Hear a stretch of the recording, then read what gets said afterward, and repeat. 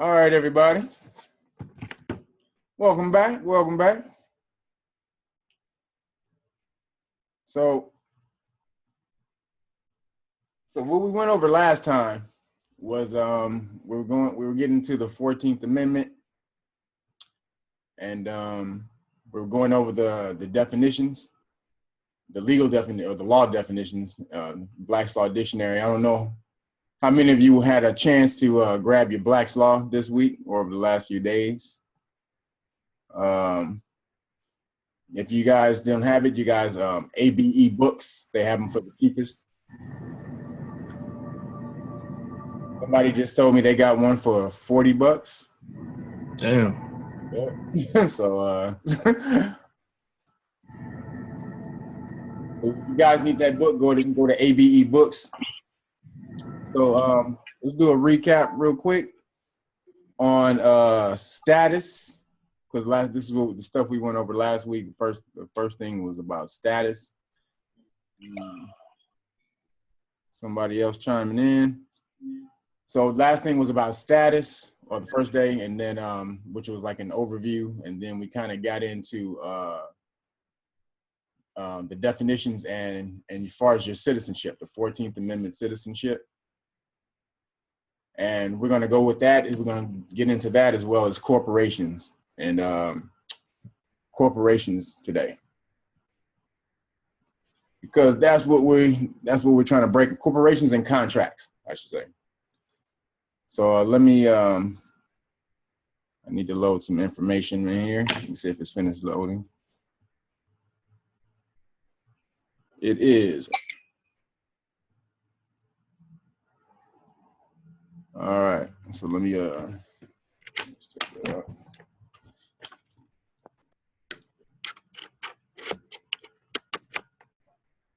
Okay, let me share I'm about to share my screen with you guys so you can see what I got.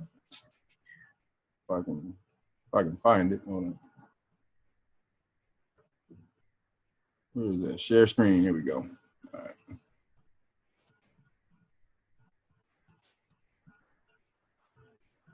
All right. Can everybody see the screen? Yeah. Okay. All right. So I wanted to show you guys something, because we were going over the court, and we got into how the court system is modeled off of the maritime. You're into maritime law. That's also the other thing we got into the other day was maritime admiralty jurisdiction. So we're gonna touch on that a little bit, and then move into contracts and different types of citizenship, as well as the contracts and corporations. So admiralty maritime jurisdiction, again, based off of the old Phoenician model, because they had the worldwide maritime empire. They literally went everywhere around the world. They were even the first people here. As well, actually, well, the Dogons, if you go back, the Dogons were actually the first people here. The Olmec civilization. You guys need to write this down. The Olmec civilization, OLMEC. They're not really the Olmecs, but that means the people of the rubber tree, because they bought the rubber tree from Africa when the land was connected. The land mass was Pangea. It was connected. And you had the Dogons of Mali, excuse me, they kind of just migrated over here and set up culture over here, and they became the Olmec what was known as the Olmec civilization, which produced all of the Aboriginal American nations here today. So this is where your connection to the landmass is going to come from. And to me, you have two different terms. We have the Moorish Science Temple saying that your connection to the landmass is because this landmass used to be called a Mexan. It was an empire or a territory of the Empire of Morocco, or what was called Al Morocco, okay, or Al Maroc was the name of the empire. And they said that, and I'm not disputing this at all, but their connection to the land is that when it was Al Maroc, you had the West Africans mingling in with the Native Americans, which produced, the descendants, and we're progeny of or we're descendants of that mixture. And so our lineage or our connection to the land comes from that. And so now, not saying that that's not true. However, the Aboriginal Americans go back farther than that. So if you go back and you take the Lenape tribe, the Lenni Lenape, write that down. Lenni Lenape, that's Lene, and Lenape is Lenape. You want to look those up, because that's who they were dealing. That's who the colonists were dealing with when they first got here. Okay, and real quick, Kev. Yeah. I believe a lot of time Taj talks about Ruth the Moabitess, so it goes even farther back to that, really to the close to the Sumerians. Close to the Sumerians? Well, I haven't heard anything about that. See, I'm my lineage is Cherokee and Lenape, so I only go back. I'm only dealing with. As far as that, okay. You know, you only we need to start getting into the mind state of practical information. So you got information. You know, there's so much information. You need to be able to hone in on what you need to be able to use. What can you use, and how to use it effectively for what you're doing now. Now you have, you know, we'll get into that. What the information is for today, but you know, you have so much information out there about this stuff. Is what can we use now? What's more pertinent, and what's more feasible to be able to use today? So the Lenape, which their original name stands for "We the People" or "We the Original People," and different terms of that nature. Their lineage, they talk about, they go back 12,000 years. So on this landmass. So I don't know what Taj be talking about, but the Lenape claim they go back at least 12,000 years on this landmass, which is far beyond the Almorac Empire. So this is where, you know, that connection comes from. And so when the colonies came over here, so if you have your Black's Law Dictionary, I didn't, sorry fellas, I did not copy this word, but the word is colony. Colony is defined, or vice versa. So actually, let me just read it, because I want you guys to get this real good. So colony is defined as plantation. So let me just here it is. Oh, no, wait. Colony. So a colony, a settlement, and let's just read the first top definition.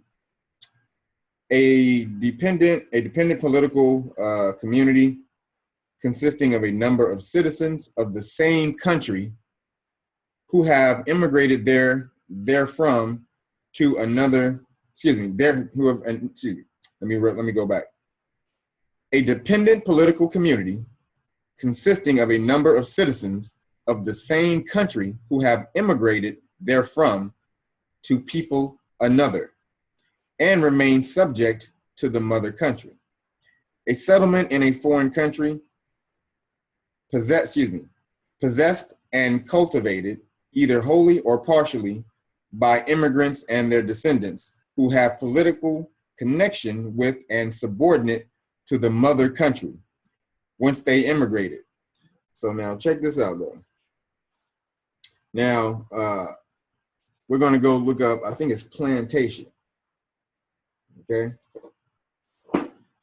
If you got your Black's Law, look up plantation.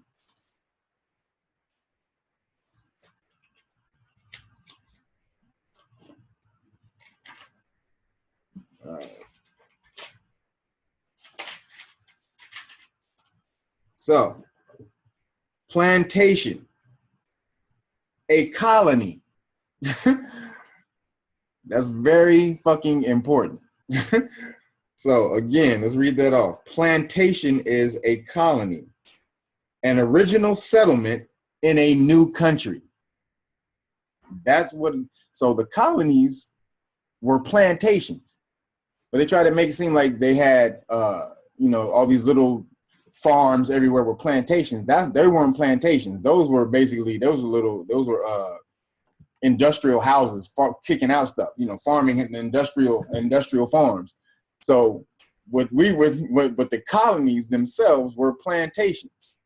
So the people in the colony were the subjects, were the slaves on the plantation, because they were subject to the mother government, which was England. So you still have that hierarchy of of the sovereign and the subject. So we were going on the court system. I just want you guys to get to understand that mentality of class, where we were before, understanding the status, the class of status. And nationality and status are two different things. Your nationality doesn't necessarily create a status. So your status is basically your legal standing within a juristic society. So a lot of that's dependent on so many things. A lot of that can be dependent on your production in society. So you don't necessarily have to be born into a certain, and that's mostly called the caste system. The CASTE, caste system, is being born into a certain class, and you basically stay in that class. Whereas more of a classist system, you can move up by your production. Whatever you do, you guys can link up. Excuse me. You guys can link up, raise your, and come together, create a business, raise your status that way. You can become famous. You can raise your status that way. Even the individual, just based off your production, you can just be such a mad hustler, that you're known for getting shit done. You can raise your status that way. And to show you how it's still prevalent today, that's pretty much all we're doing right now, is trying to raise your status. That's the name of the game right now. How is that played out? Look at sports. I don't know how many of you guys watch Hard Knocks. You ever seen that TV show that comes on HBO about the football teams, Hard Knocks? Those are motherfuckers trying to raise their status. That's literally what that shit is all about. They captivate you in the drama, because you're trying to see who gonna get cut on the last show, who gonna make it, and the people who make it get a chance to elevate their status. How so? Even the people that make the practice team, they get paid. So if you go from pretty much nothing to let's let this truck pass by. So you go from pretty much making nothing. The practice squad makes $7,000 a week. So that's some crazy. That right there can just elevate your status. Just that little bit of money right there. You're going to about 20 some odd grand a month. Who can't elevate their status like that?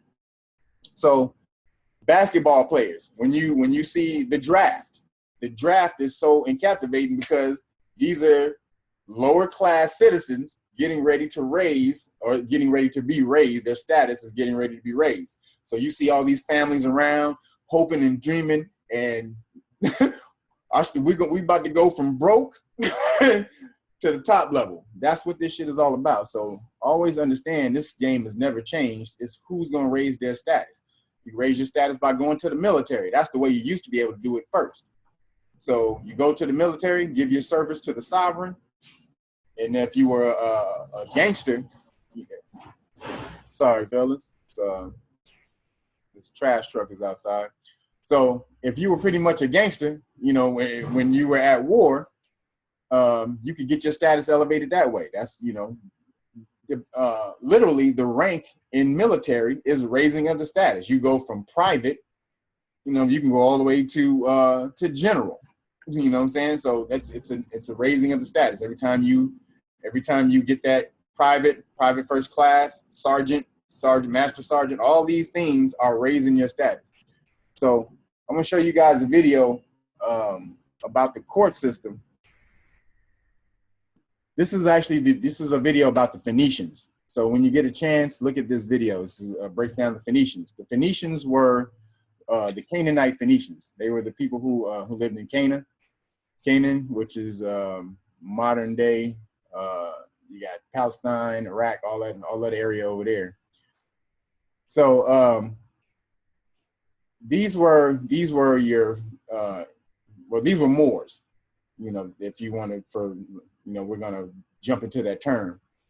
They were pretty much more than anyone else. They, you know, Moor has encompassed so many terms. It meant navigator, you know, one who traveled, and that it got that term because we set up the maritime system, you know, the shipping routes.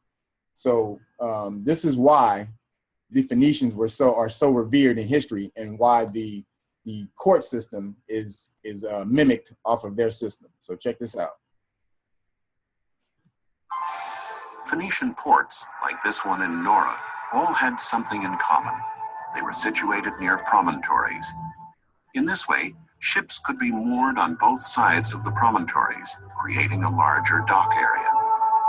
The only thing the Phoenicians looked for was to be able to land quickly, get their business done, and then set sail again.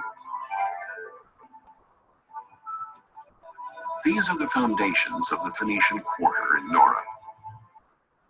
Although it's worlds away from the Romans' concept of living, with the Romans preferring large, orderly quarters equipped with many services and amenities, the Phoenicians did share the Romans' love of thermal baths. The baths here in Nora are decorated with rich mosaics. The theater here is also quite spectacular. Dating from the 2nd century AD, it is one of the most fascinating monuments in all of Sardinia.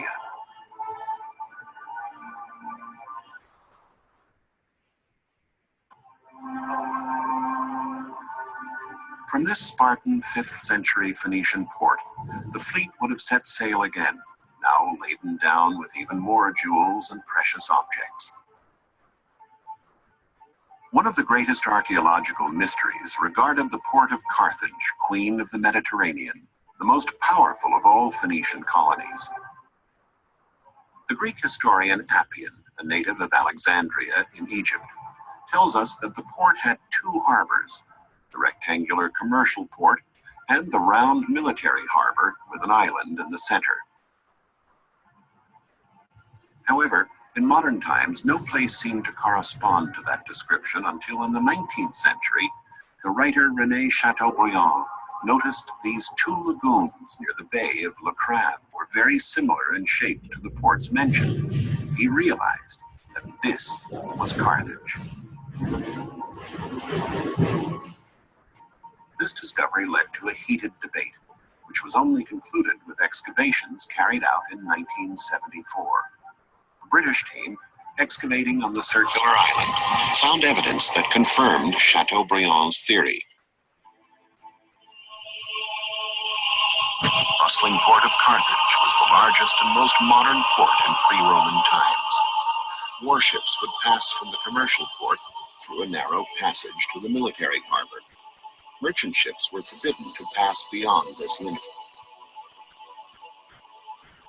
The ship that is entering the port is a trireme, with 3 tiers of rowers, though the Carthaginians also had quadriremes and quinquiremes, which can be compared to modern-day battleships.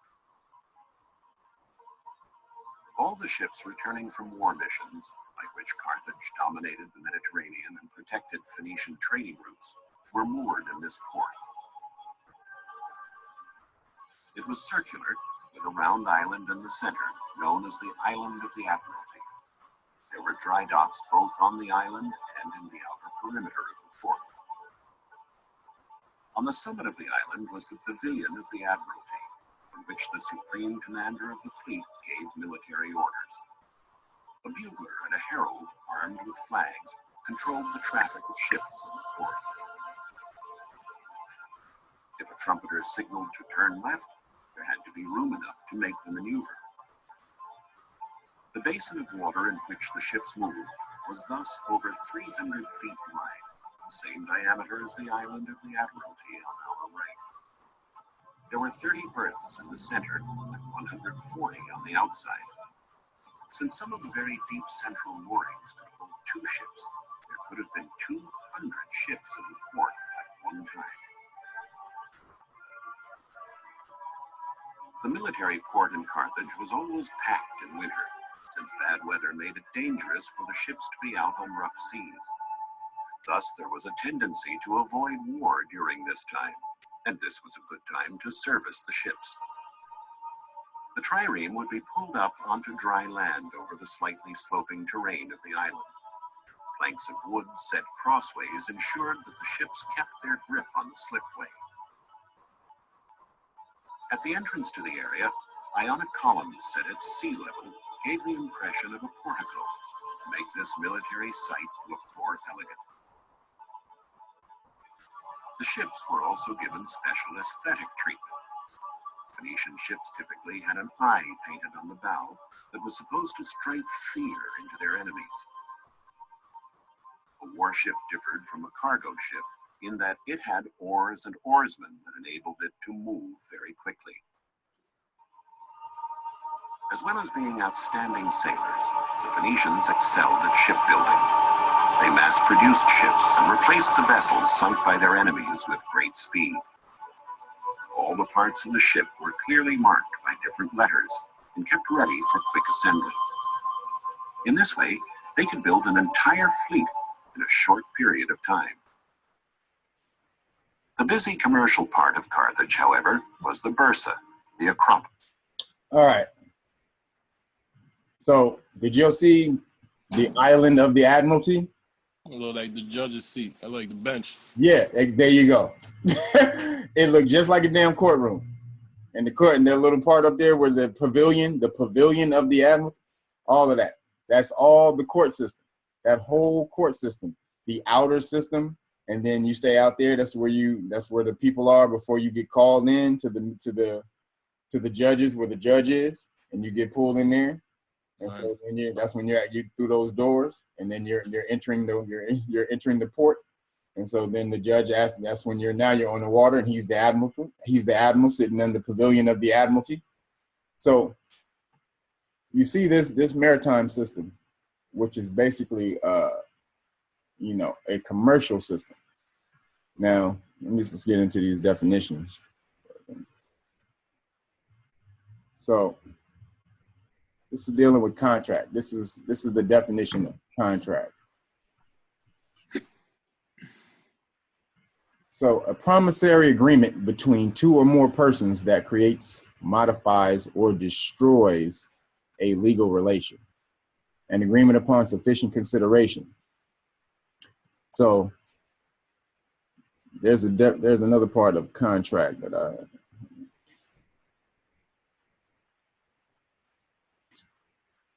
is that it?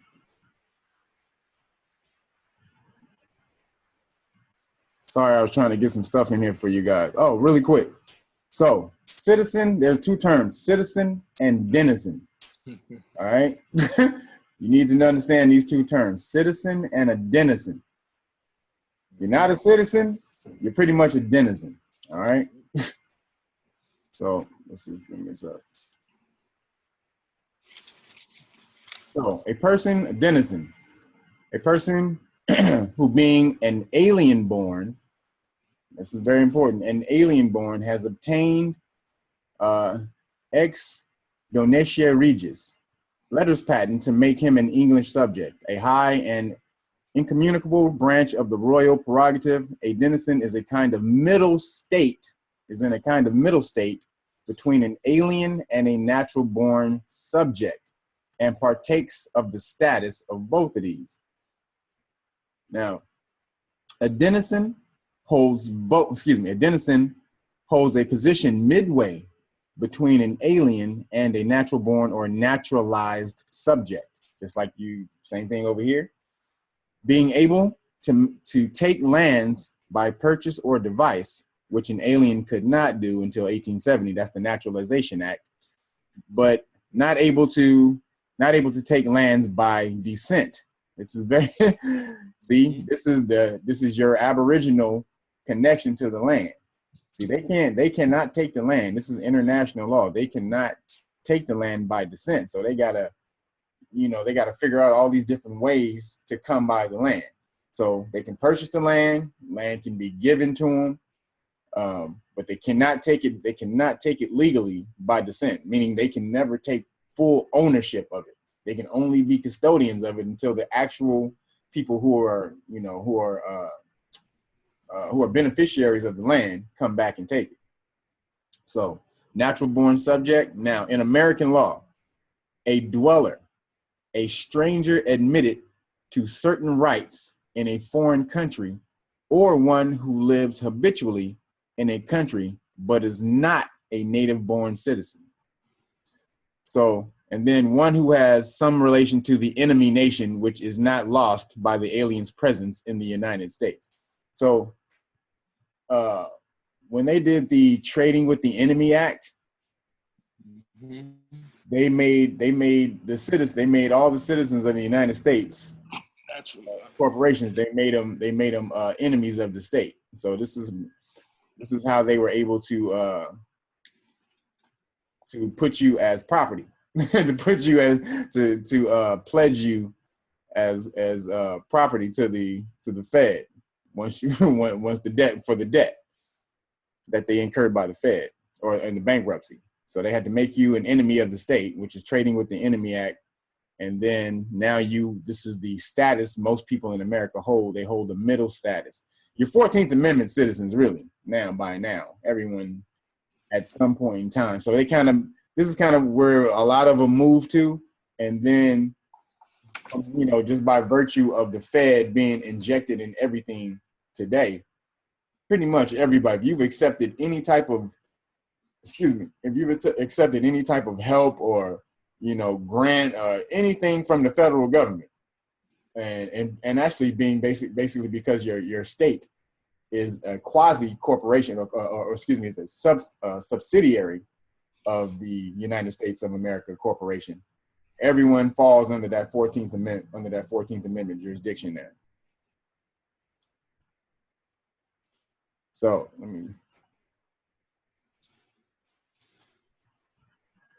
okay. So just some different things. Sorry, this is all right. There we go. All right. So we dealt with the word appear, how you appear in court, and that means to submit yourself to the jurisdiction of the court. Okay. If you ever had a law case or anything dealing with the court, you don't appear in court. You're coming to court. You're presenting oneself in court, but it doesn't leave jurisdiction. So to present oneself to appear in court in the modern sense, through though such presence may be constructive only, the word is still used to indicate participation in the proceedings. So when on my documents, you'll see me say, I'll say Kevin Barringer comes now to court. So you don't want to use the word appear. So I'll use the phrase comes now to court in special appearance. So I'm not appearing, I'm only coming to court to show you something that you may not have cognizance of. All right, so we're going to get into, I wanted to get into this last time, but we didn't have enough time. This is corporations. So legal personalities and legal persons. So this is, anybody can go look this up. This is just from Wikipedia. So to have a legal personality means to be capable of holding legal rights and obligations. We're talking about corporations as well. And obligations within a certain legal system, such as entering into contracts, suing, and being sued. Legal personality is a prerequisite to legal capacity. All right. The ability of any legal person to amend, which is enter into or transfer, to amend rights and obligations. In international law, consequently, legal personality is a prerequisite for an international organization to be able to sign international treaties in its own name. So in sovereignty, that's a very important thing. If you don't have a legal personality, when you're trying to claim sovereignty, you won't be recognized anywhere by any other sovereign nation. It just won't happen. And which is why, going back in time, which is why our status as Aboriginal Americans here is so important. The Aboriginal nations were the first, or the Iroquois nation, they were the first to recognize the colonies as a separate entity from England, which is why our connection to that government is so strong and it's so important. They would never be a government they'll claim that Morocco was the first government to recognize them, but it wasn't. Morocco was the first government to recognize them because they were another government to recognize them as far as commerce, and because they were linked up with the Aboriginal Americans here. So, and now going back to that Moorish thing, going back to the Moorish reason why we're connected here, the Aboriginals and Morocco had been they were connected for a long time. The Aboriginal Americans here were doing business with everyone around the world long before the colonists had got here. So when they were already established as a major government. If you look in that book, Exemplar of Liberty, that's a very important part. So actually I have that. We'll get into that later. I want to stay on corporations, but in that book, Exemplar of Liberty, it talks about how they got all of that, the philosophy for what they were doing as far as coming together as a constitution, as a union. They got all of that from the Iroquois nation and the Great Law of Peace, because you had the nations were warring at a certain time. And so they had to create this Great Law of Peace, because the same thing how we doing now, it was just gang banging constantly back and forth between different nations. So they had to come together and create the Great Law of Peace in order to calm things down. And it worked the same way the Constitution works today. All these different nations came together. They came together for a certain purpose, only for peace, to deal with other people outside of those Aboriginal nations. Just the way the federal government was supposed to deal with external nations, they're not supposed to have any effect on the states that come together to perform to constitute the federal government. Same thing with the Native American or the Aboriginal Americans. They did the exact same thing, which is how they got it. So legal persons.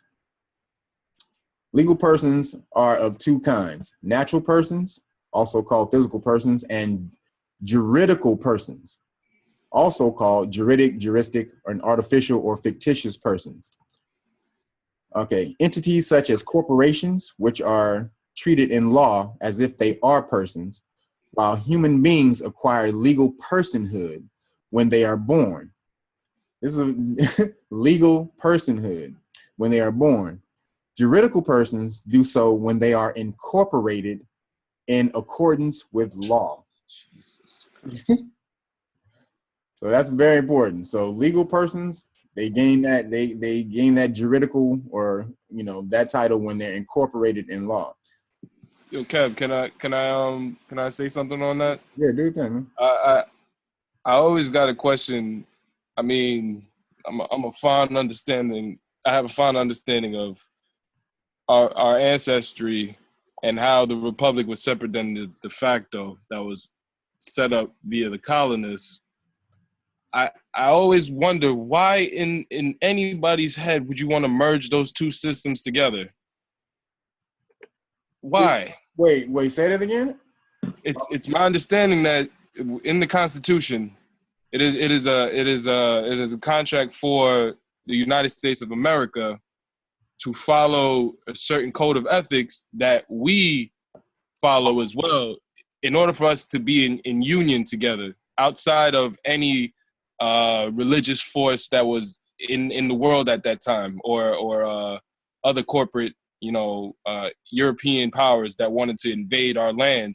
We gave them the Constitution, or we signed the Constitution with them in order to create a bond that would exclude any force that would take away our liberties and rights, because we were establishing a republic. Now I go, why the hell would you want to incorporate or add on a entity as such into a natural formed government? I'm always curious to why we would add corporations into our contract. Are you speaking as far as the Native Americans, the Aboriginal Americans? Or, yeah. So why would they want to incorporate the? Why would they want to deal with any of the colonists? Oh, dude. Well, because we weren't when the colonists rolled up. We were on some cool, smooth shit. Yeah, I know, but we was on some, we're on some brotherhood. You know, we're we don't own the land. We're only caretakers of the land. But that's the type of stuff we were on. And so they came with the old, yeah, nigga. All right, yeah, y'all don't own the land. All right. Y'all can't In fact, some of the Erewhon and them, they were already dealing with some of the Europeans because some of them even knew English. Yeah. Some of them even know it. The nations had been over here, like I said, they were dealing with the French and Dutch. They were always trading. Yeah, long before the Spaniards. The Spaniards came in and started housing shit. Yeah, thank you. The Spaniards came over here and started smashing up shit. So we were on some cool shit. That's why, we were just on some Phoenix more shit, for lack of a better way to say it. If we were Dragon Moors, we would have smashed them as soon as they roll up here. But that ain't the way we saw things. We were about like the Moors on Sentinel Island. What you say? Like the Moors on what? On Sentinel Island. What do you mean? What's that? You never see Hidden Colors? Which one? I forgot which one, but I seen all of them. But anyway, it's basically an island that whoever gets close to it, they throw spears at you no matter who you are. That's the Senegalese people in the 80s. That's what you're talking about, Trey, right? No, you get your ass on. Trey, you talking about the Senegalese? No, I'm talking about I don't know what their names are. Nobody has ever been able to colonize. That's what they call it. It's next to like the Uruguay people. I know what you're talking about, though. Yes. They said they're on Sentinel Island is where they are. Yeah. Hey, get your ass about it. I don't care if your ass bringing a boat full of fucking food and gold. They chopping your head off quick. They chopping your head off quick. Hey, that's if you don't know, damn. It is what it is. We are where we are now. Dude, it is what it is, and it worked out the way it had to. You have to remember we had some collective karma as a people. Mm-hmm. So going back, and this is the continuation of the artificial or legal person. So juridical personality or juristic personality is the characteristic of a non-living entity regarded by law to have the status of personhood. That's some ill shit. The status of personhood. A juridical or artificial person, Latin persona ficta, that's the fictitious person, or juristic person, has a legal name and has certain rights, protections, privileges, responsibilities, and liabilities in law, similar to those of a natural person. The concept of a juridical person is a fundamental legal fiction. It is pertinent to the philosophy of law, as it is essential to laws affecting a corporation.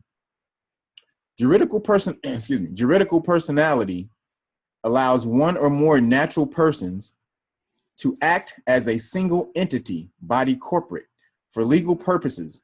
In many jurisdictions, artificial personality allows the entity to be considered under law separately from its individual members. For example, in a company limited by shares, its shareholders. They may sue and be sued, enter contracts, incur debt, own property. Entities with a legal personality may also be subjected to certain legal obligations, such as the payment of taxes. An entity with legal personality may shield its members from personal liability. So that's the whole point. Let's create this is where we have been, my philosophy, where we're eventually going. Why you have to have that corporate body. It's like having a suit of armor around you. That's really what a legal, fictitious person is.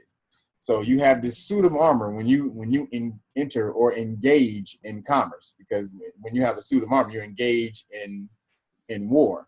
When you're doing this, you're engaging in commerce. So you have to have you have this external body, so you don't take the full force, the full blunt of the bullshit that you may incur when you engage in this. It's not a battle, but sometimes commerce can be a battle.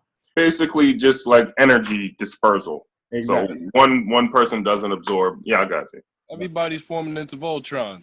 And I get the corporate game that's going on today. Everybody has their corporate nation state. They all have their version of Voltron. And It's It's so we gotta it's Voltron, but it's more parts. they link. Voltron is more of, you know, these motherfuckers linking up. The corporation, though, that is what a corporation is. Everybody linking up to form a giant body. That is what that is. But it's this it's literally this suit of motherfucking titanium gold armor, nigga. Like, and you know, if you get, no matter what happens out there in that damn You society, don't get hurt you personally. don't get hurt. as the actual physical person behind that shit, you don't take the front, you don't take the brunt, you know what I'm saying, of the liability. And so let's keep going with it. The concept of legal personhood for organizations of people is at least as old as ancient Rome. A variety of collegial institutions enjoyed the benefit under Roman law. The doctrine has been attributed to Pope Innocent IV, who seems at least to have helped spread the idea of persona ficta, as it is called in Latin.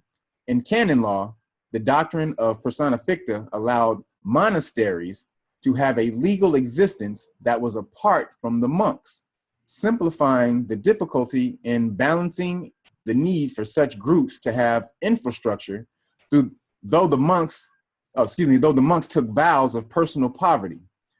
Another effect of this was that a fictional person, another effect of this, somebody chime in. Another effect of this was that a fictional person, a monastery, could not be held guilty of delict due to not having a soul, helping to protect the organization from non-contractual obligations to surrounding communities. This effectively moves such liability to individuals acting within the organization while protecting the structure itself, since individuals were considered to have a soul and therefore capable of being guilty of negligence and excommunication. In the common law tradition, only a person could sue or be sued. This was not a problem in the era before the Industrial Revolution, when the typical business venture was either a sole proprietorship or partnership.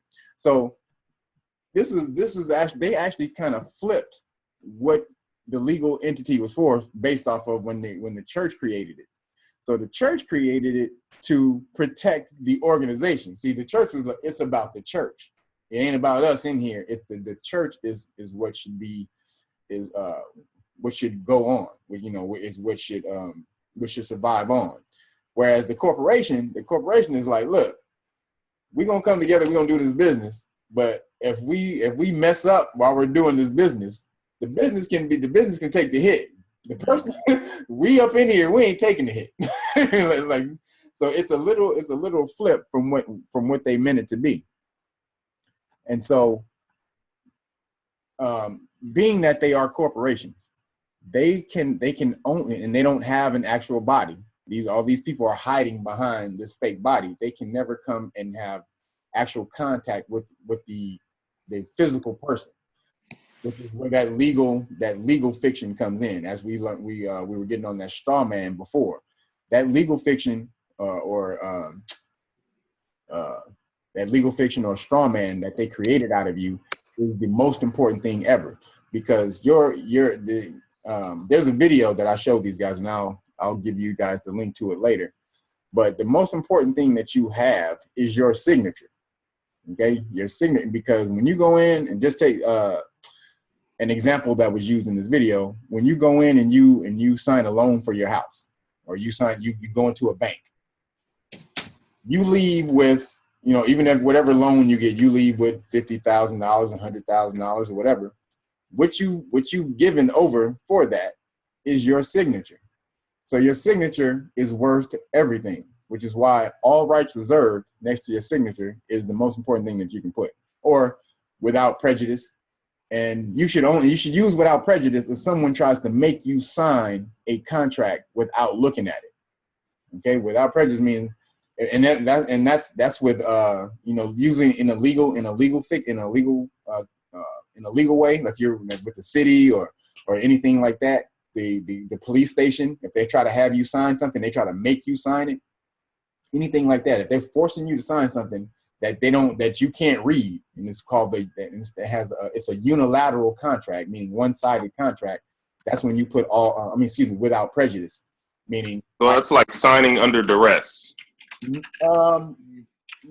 Not necessarily. It is like signing under duress. All it means is without prejudice, meaning prejudice means to prejudge, meaning I didn't look at this contract before I signed it. So that means I can reserve without prejudice means you reserve your rights in this contract because I didn't have a chance to look at it before I put my signature down. Whereas all rights reserved could mean I did read it. I didn't necessarily agree with everything in here. So I'm reserving my rights to alter this contract later. See, those are two different things. Let's see. But again, the corporations have no jurisdiction over the real natural person, right? Say that again.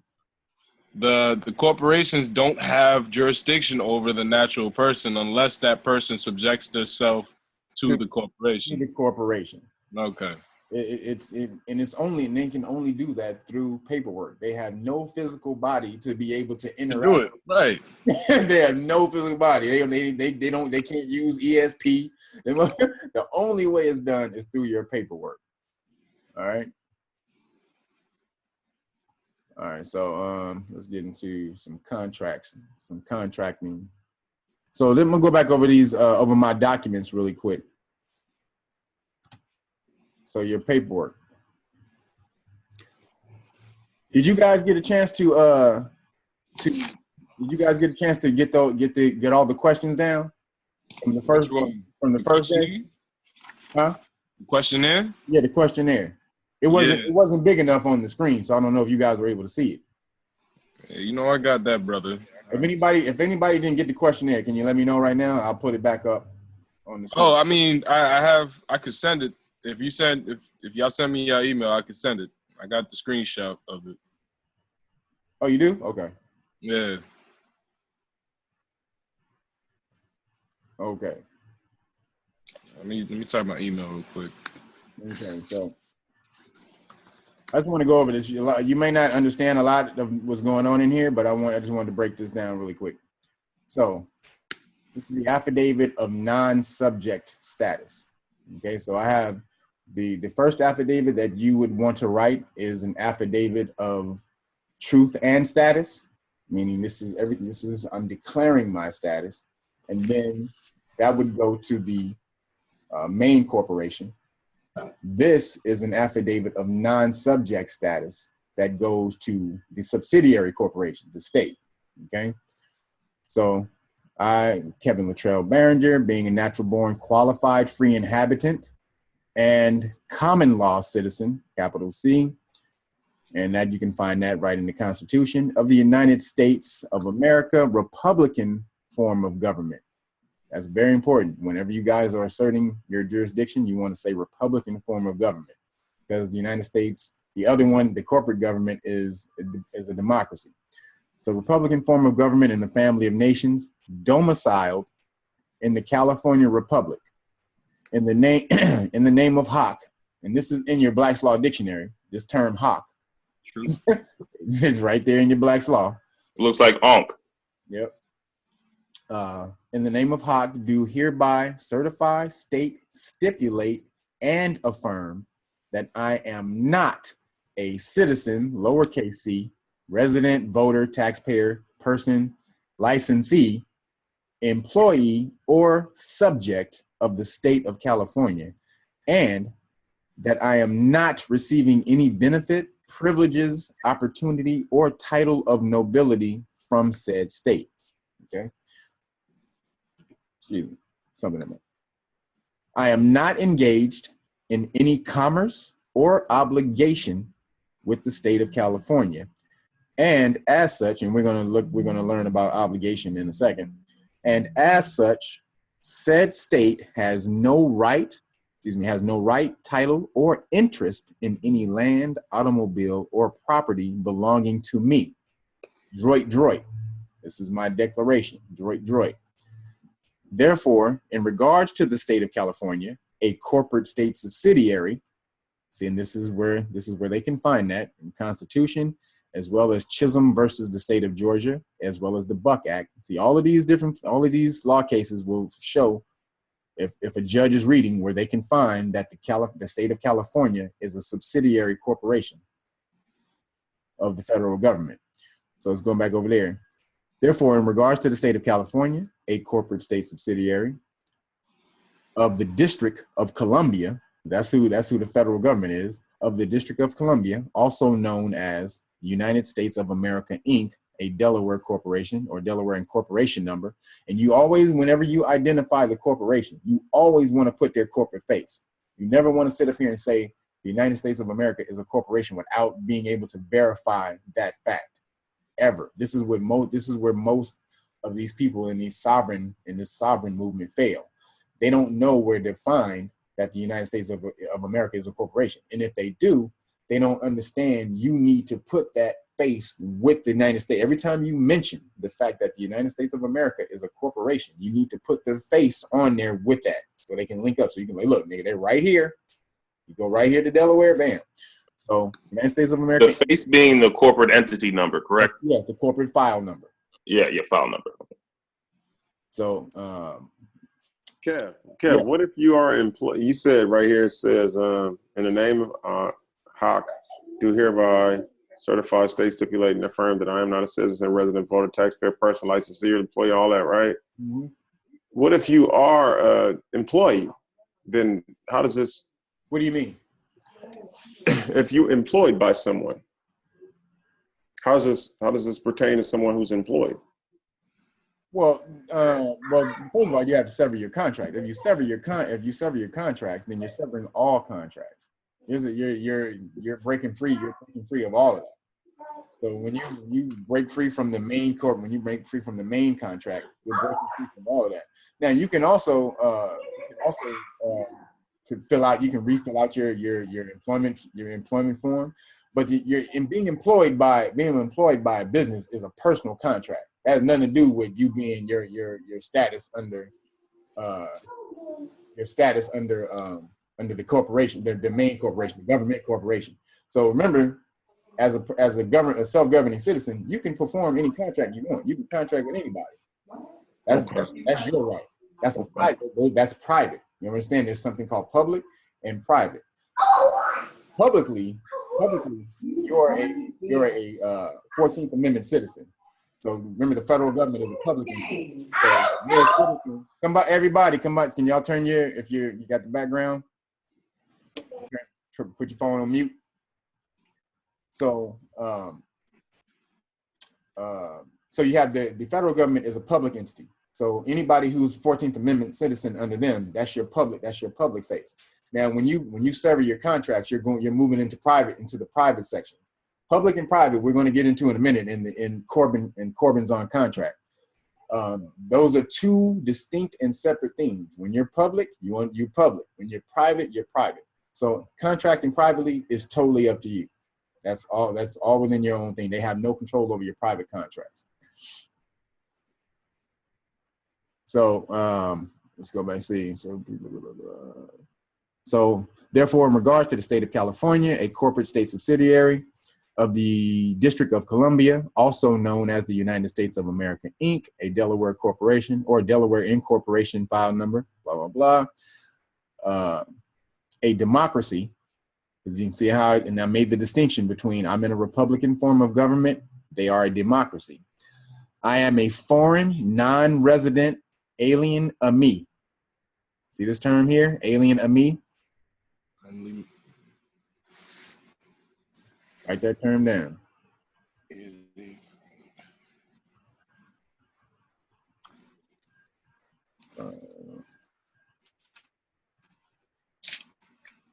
So alien ami, Aboriginal/indigenous sovereign, and see how that's a lowercase s?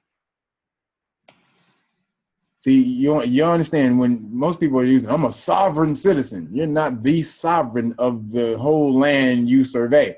you have a piece of sovereignty along with everyone else who's living on that landmass, and together you guys combine your sovereignty for for self-governing.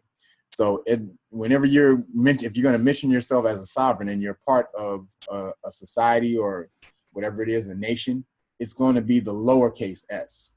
If you're claiming that, okay, with the big C though, lowercase s, big C, very important. You guys understand? You're not claiming you're the sovereign ruler of the universe. you're a part of the sovereign people of this of the nation that you are in. So I am a foreign non-resident. Look up the term resident. That's very important. Resident and domicile. You want to look up both of those terms. And I have that in here. We're going to question. Yeah. We're going to look at it in a minute. So foreign, you're foreign to the corporation, I'm foreign not to the land. Yes, I'm foreign to the corporation. Right. Okay. You're also a non-resident. I'm also a non-resident of the corporation. Yeah. These are different. These are your status. This is now you're establishing what your status is. Remember, it's your legal standing. All right, am I this within your corporation, or am I this outside of your corporation, who is friendly to the corporation? Right. We're gonna do business. Don't get it twisted. However, I'm not subject to your rule. I'm not subject to you motherfuckers. I will do business under my terms. However, I'm not subject to you.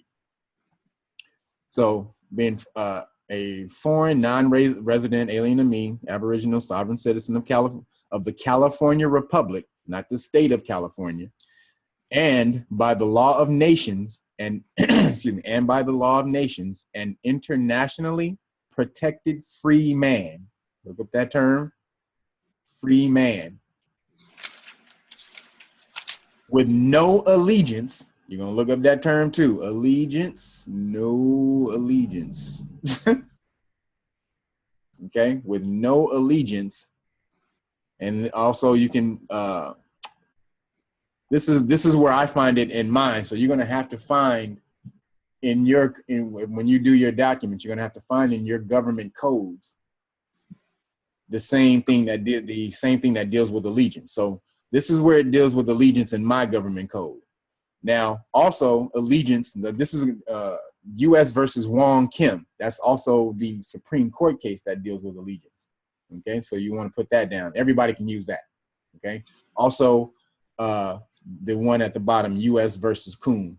Now, at the end of this class and stuff like that, if you guys want to get these documents, I'll have them available for you guys to, or I will help you guys write your own. So it's up to you. You can get some of these, or you can write your own. And then at the bottom, there is no nexi/nexum between the state of California and myself. Look up the term nexi or nexum. Okay.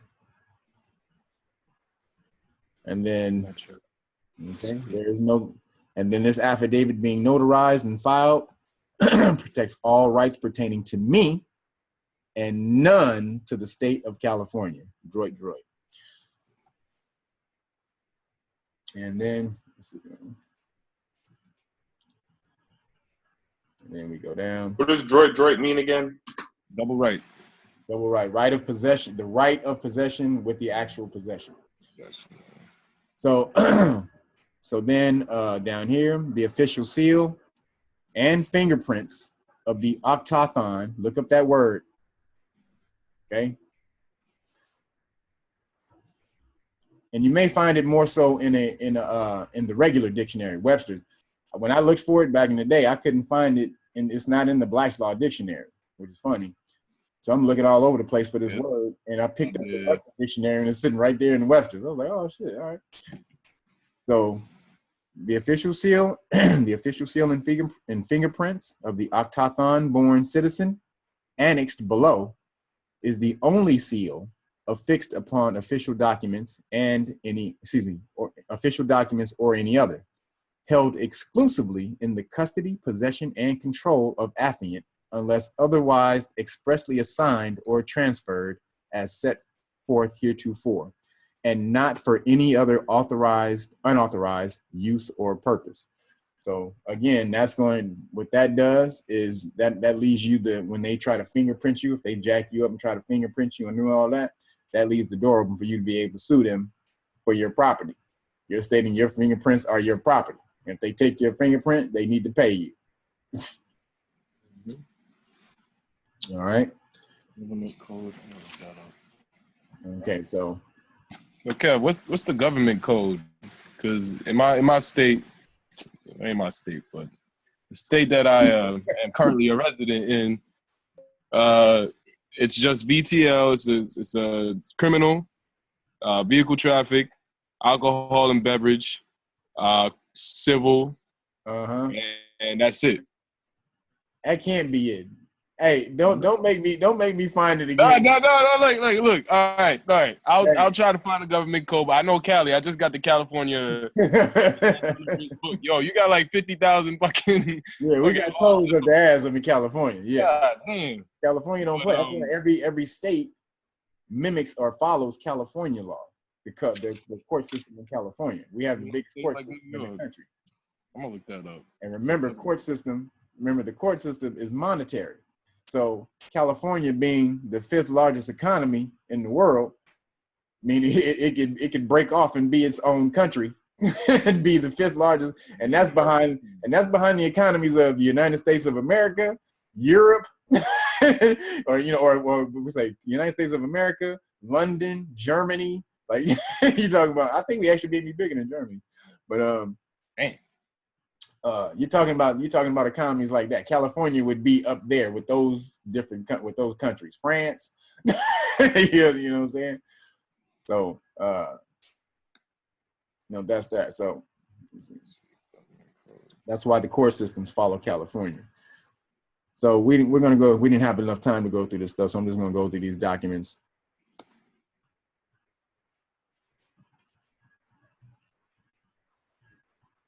Because this is how we're severing ourselves. This is how we're severing our connection to the court, to the corporation. Okay, so here we go. So again, this is your right to travel. This is going to be your right to travel affidavit. Okay, so the affidavit of right to travel, judicial notice and demand for all rights protected by the Constitution for the United States of America, right? A little bit bigger. All right. So, know all men, courts, and governments by these presents that I, Kevin Barringer, also known as this is my sovereign name, do travel upon the roadways, byways, and highways of these United States of America as a matter of exercised constitutional / common law rights. I assert my full rights as a free man and Aboriginal / indigenous de jure sovereign citizen. We went over de jure last time, of right. De jure sovereign citizen. And again, Chisholm versus the state of Georgia. This shows about citizenship. De jure citizen of the United States, Aboriginal de jure citizen of the United States of America, Republican form of government in the family of nations under the common law of the Constitution for the United States of America, to wit, meaning as follows. So you want to understand these little terms too. The more and more you read law, the more and more you read law cases, these things are going to be more familiar to you, and then you're going to be able to just zip through cases. You'll see certain words like infra and supra and heretofore and notwithstanding and to wit. All these different terms just mean something, just a little thing real quick. Like supra means above, infra means below. Heretofore to this point, right? Yeah. Meaning superior and inferior, right? To wit is as follows. Ex parte means on the part of or on behalf of. You know, these different terminologies. You want to get these different terminologies down, so when you're reading, you understand what the document is actually saying. So, what I'm doing in this document is I'm systematically breaking down their power or their lack thereof, the corporation's lack of power over myself. Okay, so. And so this is now what I'm going through first. I'll go through state power and travel. You know, I systematically break it down. So state power, where state laws / statutes are unconstitutional, are there ways for the common law citizen to excuse me, are there ways for the common law citizen to be secure? Now, do you see how I have a dash in between that common law right there?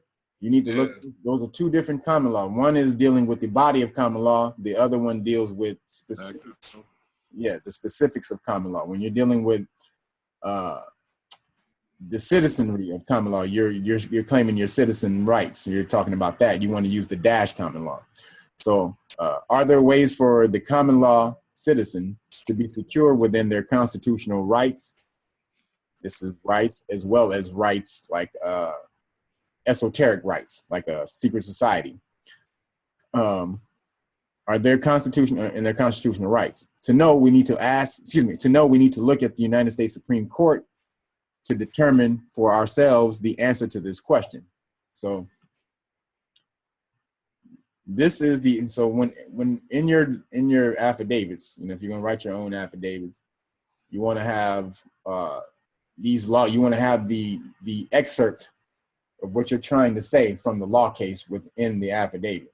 So say right here, Supreme Court of the United States versus Chisholm. This is the main thing you're trying to get across to the court. The rights of individuals and the justice due to them are as dear and precious as those of states. Indeed, the latter are founded upon the former, and the great end and object of them must be to secure and support the rights of individuals, or else vain is government. So this right here, Chisholm versus Chisholm versus the state of Georgia, which is a Supreme Court case, is about individual sovereign rights. You're being able to exert your individual sovereign right, but that right only comes because you are a part of a bigger society who collectively pulls in, you know what I'm saying, their sovereignty. So it's like having a mutual fund. It's like everybody pouring in their money so we can buy a big share of stock over here. But if everybody pulled their money out, we don't have enough money to buy that stock individually. However, collectively, we can buy that. So same thing. Then as well, Miller versus US. These are different law cases you want to get down. Miller versus US. The claim and exercise of a constitutional right cannot be converted into a crime. That's very important. That's probably one of the most important things, because you're claiming, you're exerting your constitutional rights. You're not claiming, you're exerting your constitutional rights or enforcing your constitutional rights. So which they will try to lock you up without recourse. Recently I put on, there was a video on Facebook that I put up about this 90-year-old woman who her son was in the house, and her son had gotten shot. He had gotten shot outside or something. He came in the house and he was in there bleeding, and the police came, and he was in the house, and the police officers started tripping on the lady. She was like 87 at the time. She was a teacher. She had been a teacher for 50 years and never been in trouble before. Was like the super pillar of the community. Nice, beautiful old lady. And the police came in there and started going crazy on her, asking her. Then trying to ask her, "Did you shoot him?" Like, cause something happened, and she. And so what happened was they were going crazy on the dude, asking him what the problem was. What happened? What'd you do? And so he shot. Yeah, and so she comes. He's like, "Excuse me, officer. He needs medical attention. Like, can you give him the medical attention first?" So then the cop immediately jumped on her. Did you shoot him? Blah, blah, blah. I bet you did shoot him, huh? Blah, blah. And so he starts going crazy, and he you know what I'm saying? He hems the lady up. What's down there? Because she had a basement. And did you shoot him? Did he? Because he lived, actually, the guy, her son lived in the basement. So did it happen down there? So he forces his way in without a warrant, forced his way down to the basement, and so pushed his way past the lady, injured her. She separated her shoulder because when he moved her out of the way, he knocked her down, and so her shoulder got separated. So he goes down into the basement to where the dude is claiming he's trying to find the gun that she shot him with. So he goes down to the basement. She closed the door on that nigga and locked him in there. And she locked his ass in the basement and left his ass there until all the cops got there. Then she sued the police department and they settled out of court for $95,000. Not enough. No, that's what she said. That's exactly that was her exact words. She said, "How much did they?" She said, "How much did they settle for?" And the person said $95,000. She said, "Not enough." She walked through. She said, "Not enough." But you know what I'm saying. So this, you just also want to know where your rights are. So when these police officers try to jump on you and they think they assume because 95% or 99% of the citizenry don't know anything about the law, and she told him, she said, "You don't got no warrant to come up in here." She understood what she was talking about. She said, "You ain't got no warrant." He pushed his way past her anyway after she said, "You don't have no warrant to come up in here and be barging your way and be searching my house."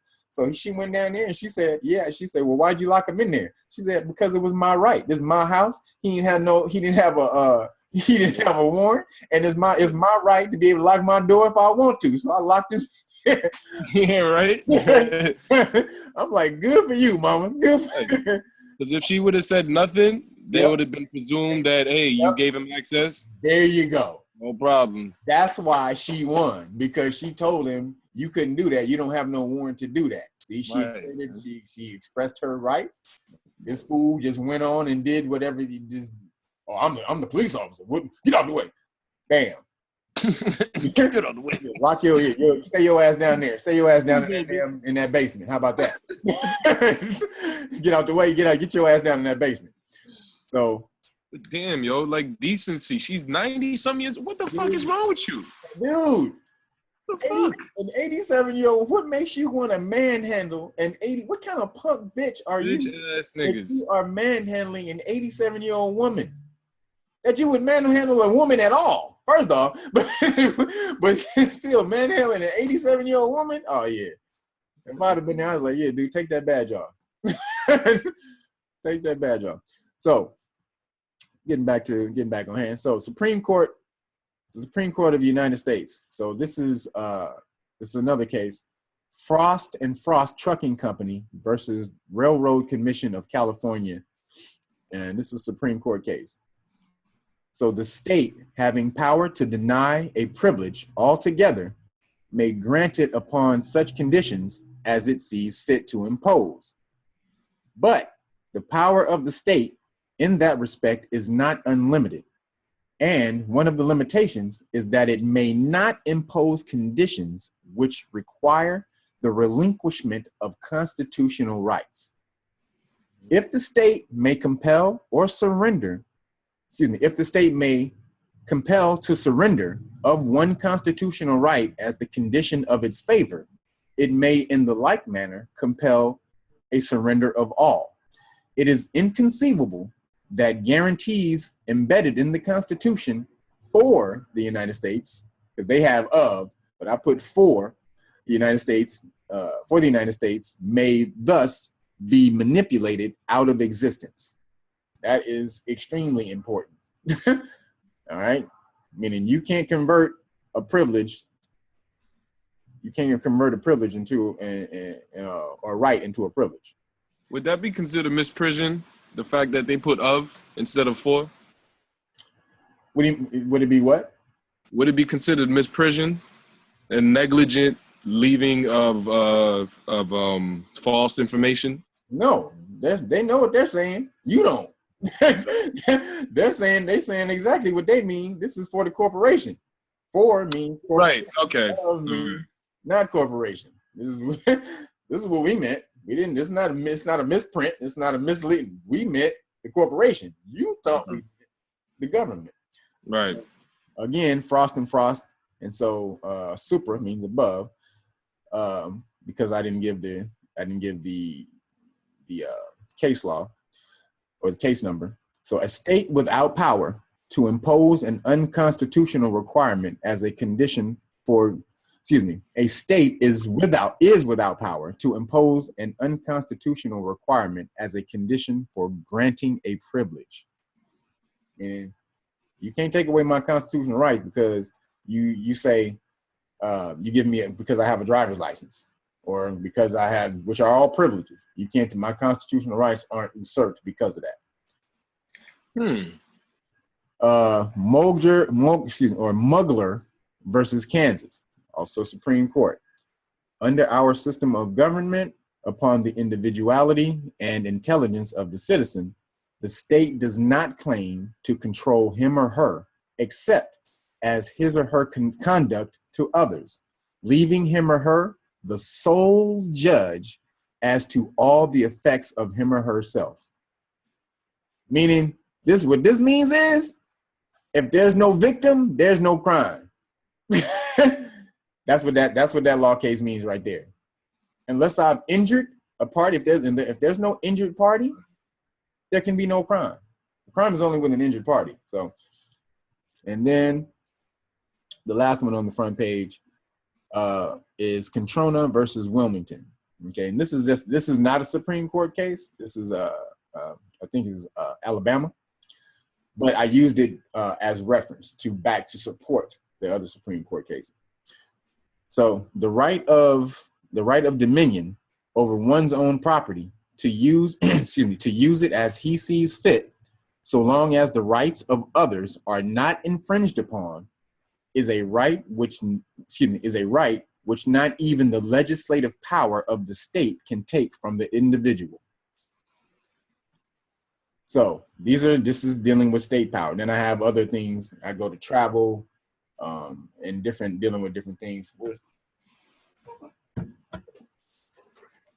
see. I'm not gonna show y'all all of this because y'all gonna have to write your own documents. But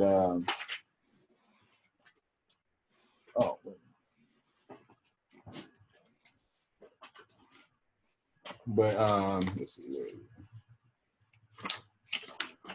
All right. So it goes to, I deal with state power, travel, and this is all the law cases. So let's deal with just some law cases on the right to travel real quick. Okay. Because I did not copy this page because y'all got to write your own shit. But I'll give y'all some of the law cases. Now, the main travel case that most people use for their travel, their right to travel, is, write this down, Thompson versus Smith. Okay? Thompson versus Smith.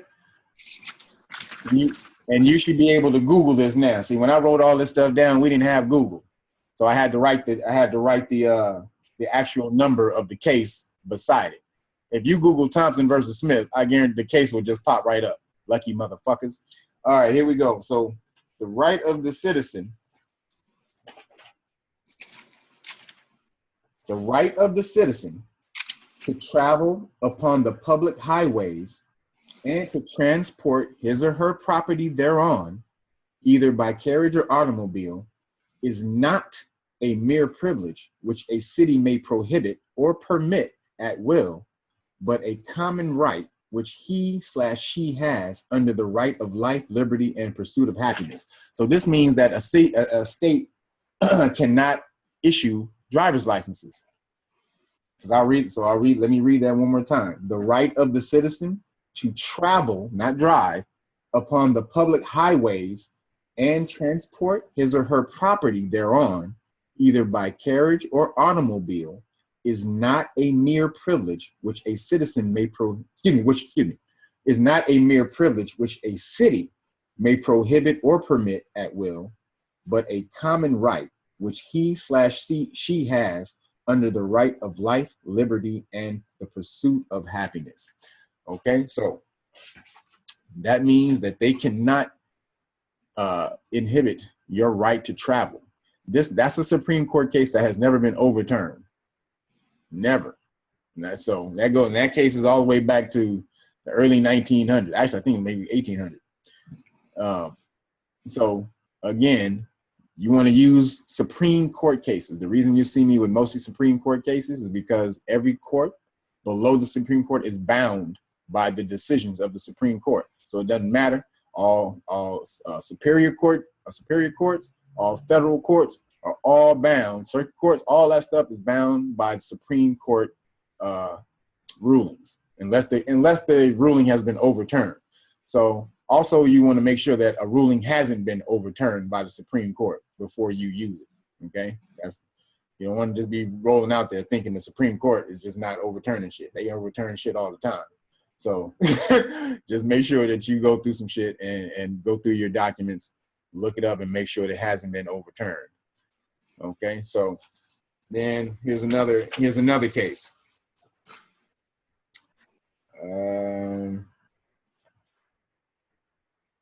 This is Kent versus Dulles.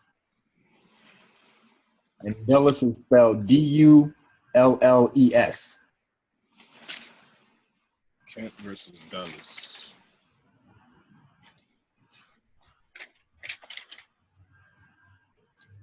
And this is the case.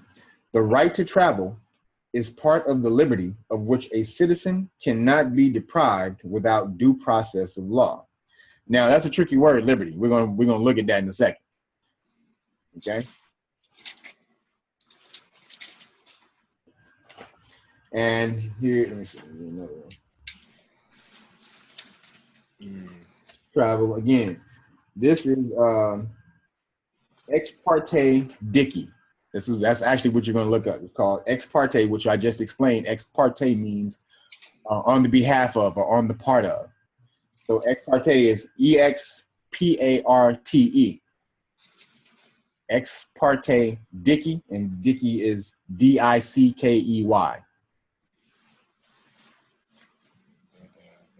Okay. Now, this case, it states the right of the citizen to travel upon the highway and transport his property thereon in the ordinary course of life and business differs radically and obviously from that, from that of one who makes the highway his place of business and uses it for private gain. This is the driver thing. The former is the usual and ordinary right of a citizen, a right common to all, while the latter is special, unusual, and extraordinary. See, this is where driver comes in. The definition of driver is a person who's paid to take someone back and forth along the highway. That's business. Whereas ex parte Dickey said, your right to travel differs radically. Huh?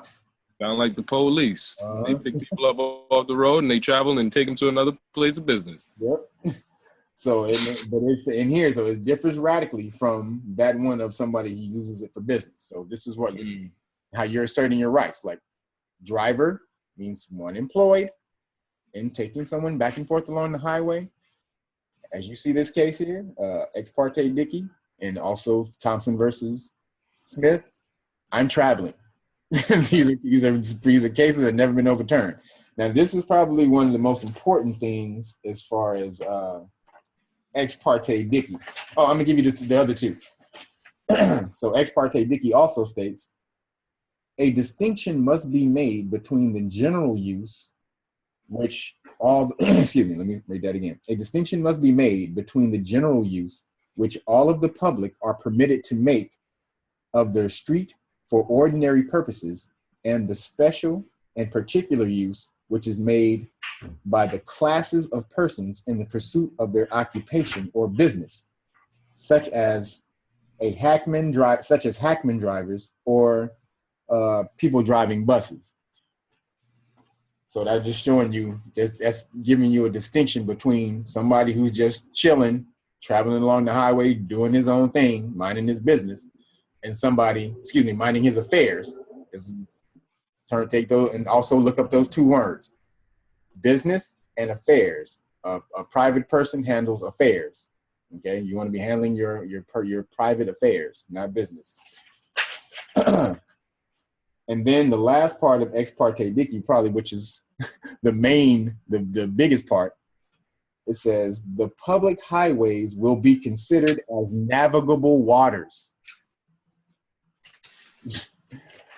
That is a major thing. The public highways will be considered as navigable waters. So there's your maritime admiralty jurisdiction. There are a lot more cases in there. Like I said, if you guys, after we finish, doing the classes, and I'll show you guys how to do your own, or you can get that from me if you want. So we're going to go to the common law, your common law affidavit. This is probably the most important one document that you will have, okay, that you will submit in the court. The reason is because, as we were talking about,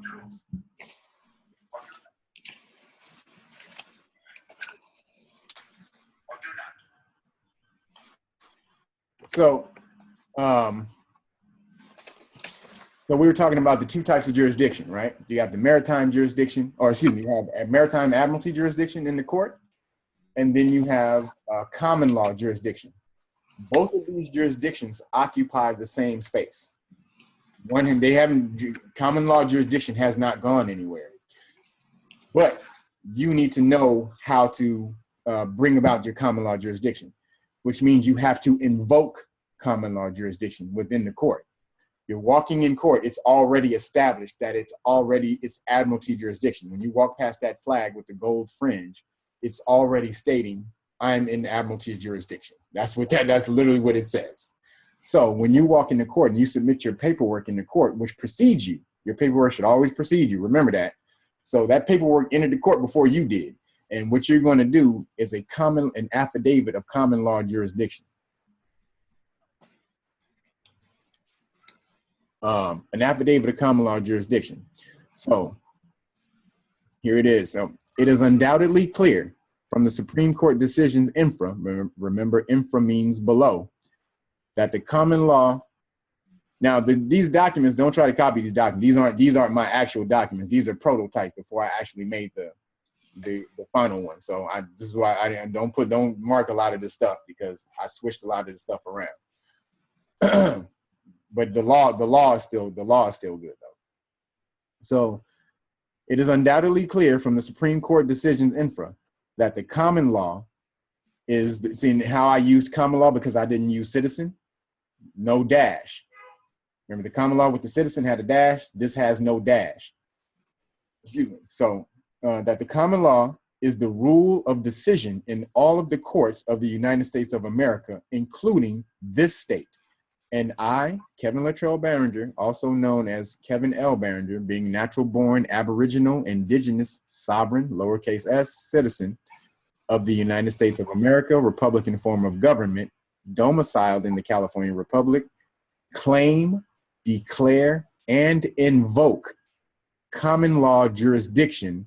See, now I have the dash. See, when I'm dealing with the specifics of the law, I deal with the dash. When I deal with just the body of the law, there's no dash. Those are two different things.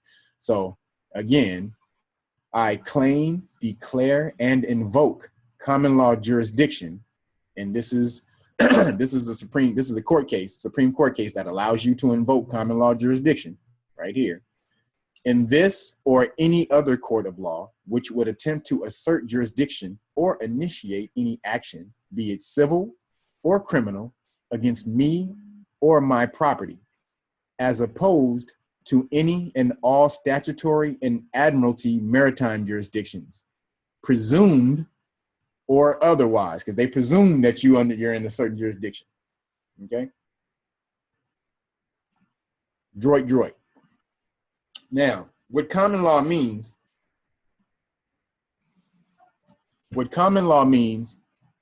again, so there's a specific definition in law which that common law falls under. So most people, when they talk about common law, they'll say, well, what does common law jurisdiction mean? What does that mean? That means, well, that I'm under the law of I've done no wrong if I've harmed no person, place, or or property. If there's no victim, there's no victim in the crime, then there is no crime. That's the body or the philosophy of what common law is. Yes, there has to be an injured party to a crime in order for there to be an injured party to a case in order for there to be a crime. Now, but what the actual definition means, though, these are law cases. These are a couple of law cases that explain what common law jurisdiction is. So the Supreme Court of Texas, the common law of England, adopted by the Congress of the Republic, was that which was declared by the courts of the different states of the United States. So common law jurisdiction is just court cases. That's all that means. That's literally all it means. So when you're claiming common law jurisdiction in court, what you're claiming is that the law cases that I will use to help explain my point, these are what take precedence over statutes in this court. So common law rules statutory. It's over statutory law. So they'll try to bring in, according to code such and such and such and such, where you're saying, well, common law jurisdiction, which are law cases, supersedes codes. And that's what you're doing when you're in there. They'll try to enforce those codes on you all day. So this is what you're doing. And then you're invoking the common law jurisdiction. Now you've totally changed the court. When you've done that, when you invoke common law jurisdiction, it's a whole different thing. There's a video on YouTube that this brother, this white guy, he was one of those white sovereign citizen dudes. He went to court and he had somebody filming in the back behind him, and he invoked common law jurisdiction in the court, and then the judge cleared the court immediately. So he stood up. He said, "Yeah, I invoke common law jurisdiction in this court." And the judge said, "Okay, everybody." And it was a woman. She stood up. She said, "Okay, let's clear the court." She cleared the whole court because she didn't want nobody knowing that type of shit. So these are Supreme Court cases that says common law jurisdiction is basically Supreme or law cases or court cases. So this is Supreme Court of Montana. Gas Products Company versus Rankin. That's Rankin. The first one was Grisby versus Reed. I'm sorry. Grisby versus Reed, Reed. And this is Gas Products versus Rankin. And this one is the common law of England as adopted by this country, means that body of jurisprudence as applied and modified by the courts of this country up until it becomes a rule of decision in the states applying it. Okay. And then we go to Kansas versus Colorado. Okay, now this is a Supreme Court case. The common law includes those principles, usages, and rules of action applicable to the government and the security of persons and property, which do not rest for their authority upon any express positive declaration of the will of legislature, as it does not rest, as it does not rest on any statute or written declaration of the sovereign. There must, as to each principle thereof, be a first statement. Those statements are found in the decisions of courts, and the first statement presents the principle as certainly as the last. See, that decision right there says codes have no precedence over court decisions. That is of the utmost importance when you're claiming common law jurisdiction, because most of the stuff that you're claiming as far as your sovereign rights has already been said. It's been said over and over and over and over in the court system, and people have won when you had a less rigid system. You had a more citizenry friendly system now, or a less corporate system, I should say. And so again, Kansas versus Colorado, the common law is but various expressions of the various judicial tribunals in their efforts to ascertain what is right and just between individuals in a respect to private disputes. So you get these law cases, and you're gonna look more of these up. You're gonna look more of these up when you start to create your document. But those are cases that's going to start you off. And the last one is the affidavit of truth and status. Now, the reason I'm showing you this again is because I have a disclaimer. Somebody asked me before how we're going to operate within the system and out of the system at the same time. So this is how you're going to do that. See this disclaimer down at the bottom? In this disclaimer, and I'll go over it. And there's some legal words in here that you guys may not understand, but we'll break it down. So in the event the affiant, and we went over this the other day actually. So cestui que use and cestui que trust means the beneficiary of the land. Use means land in law. So beneficiary of the land and the beneficiary of the trust. That's what this means. Cestui que is beneficiary of. That's what that term means. And then you have a beneficiary of use and beneficiary of trust. Use means land. Trust means just what it means, the trust. So again, in the event the affiant / cestui que use and trust is found in possession of said corporate documents, meaning driver's licenses, and etc. So in the event that affiant is found in possession of said documents after the recording of this affidavit and the document I filed in the court in South Carolina, after said document it is done. Wait a minute, let me go over that again. In the event that the affiant is found in possession of said corporate documents after the recording of this affidavit and said instrument supra, it is done so with an explicit reservation of rights out of duress for the lack of education on behalf of police officers and public officials has and may lead to extreme harassment, inconvenience, and physical harm when carrying out my private affairs. Therefore, until affiant / cestui que use trust is furnished with adequate documentation and or identifying number from said federal corporation in acknowledgement of their de jure sovereign aboriginal foreign status, meaning until you give me something that says I'm not in your corporation or obligated to your corporation that affirms my status. So until you give me that,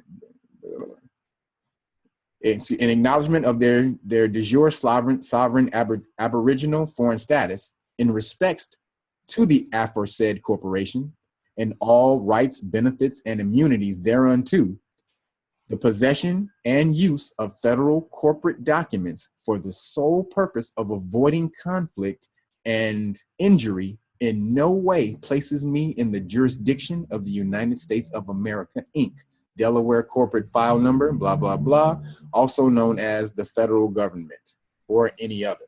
So that right there basically says, until you give me something that says that affirms my status and gives me all of my rights that comes with that status, until you give me some type of documentation of that, I will have your documents. I'm forced to have your documents on my person. However, that in no way obligates me to your laws. I only do that out of harmony. I only follow, and this is further in the document. I only do this out of I only follow the laws that preserve the harmony of society. But in no way do they have obligation over me. And what that would mean is you can't just say I'm not going to follow any laws. I'm going to run all red lights. You know what I'm saying? You can't. You know what I'm saying? You have to have some understanding when you're saying that you're not going to follow their laws. Some of their laws are bound to preserve the safety and harmony of society. So yeah, red lights mean stop, Nick, so you don't run a motherfucker over. Okay, I'll follow that. Stop signs. It's all these different things that are put there to to preserve the safety of society. You want to be able to go by those. Kev, is there a particular reason why you refer to yourself in the third person in the first half of the disclaimer? What do you mean? This part right here? Well, you said, in the first part of the disclaimer, you said in the event, the affiant, instead of saying me, the affiant. Yeah, because I wrote this for other people who want to eventually want to get the document. Okay. It's a generic document, so in case anybody else needs to get it. Oh, so it's a template then? Yeah, it's a template document. Which though I lost the template because somebody infected my my computer with a virus. Actually, not even the computer. They infected the files. They went to these actual files and infected it with a spy virus, with spyware. And then when I tried to pull the documents up in the computer, they're not there anymore. They're literally gone. The name is there, the file name is there, but the whole document is gone. So somebody snatched the document from the file. So I actually have to get these rescanned. So let's go down to some stuff that we hit today. So let me see. So we're just going to go over these terminologies that we went over today. So being bound. So this is bound. I'm going to look this up. As an adjective, denotes the condition of being constrained by the obligations of a bond or covenant. Okay? Huh? No, I was saying Nexus. Yes. That's you looked up Nexus? Nexus? Oh, like last week. I remember. Oh, okay. All right. In the law of shipping, bound to or bound for denotes that the vessel spoken of is intended or designated to make a voyage to the place named.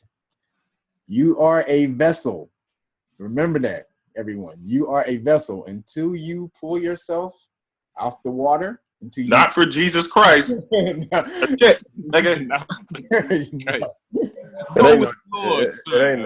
of that. He said, "Not with Jesus Christ." Trey crazy. So, all right, here is domicile. Okay. So that that place where a man, and this is what you saw on my paperwork, I had domicile, non-resident. I had a domicile non-resident. I specifically said non-resident. So that place where a man has his true fixed and permanent home and principal establishment, and to which whenever he is absent, he has the intention of returning. Okay. Mm-hmm. Not for a mere special or temporary purpose, but for the present intention of making a permanent home for an unlimited or indefinite period. Okay, so we're gonna go. That's why the Catholics dominating us with them domes. Well, yeah, your domes and dominion. Domes everywhere. Well, that's dominion. Yeah, because Papa, the Pope, he really do run everything. Yeah, he does. That's why they're. We gotta read that letter, Kev. Quit playing. I don't know what you're talking about. Don't make me mute you. All right, so now, I put it in the jar. Don't do that. Don't make me mute you, Trey. All right, so Pope Francis. So here we go. So the word domicile is derived from Latin domus, meaning home or dwelling house, and domicile is legal conception of home.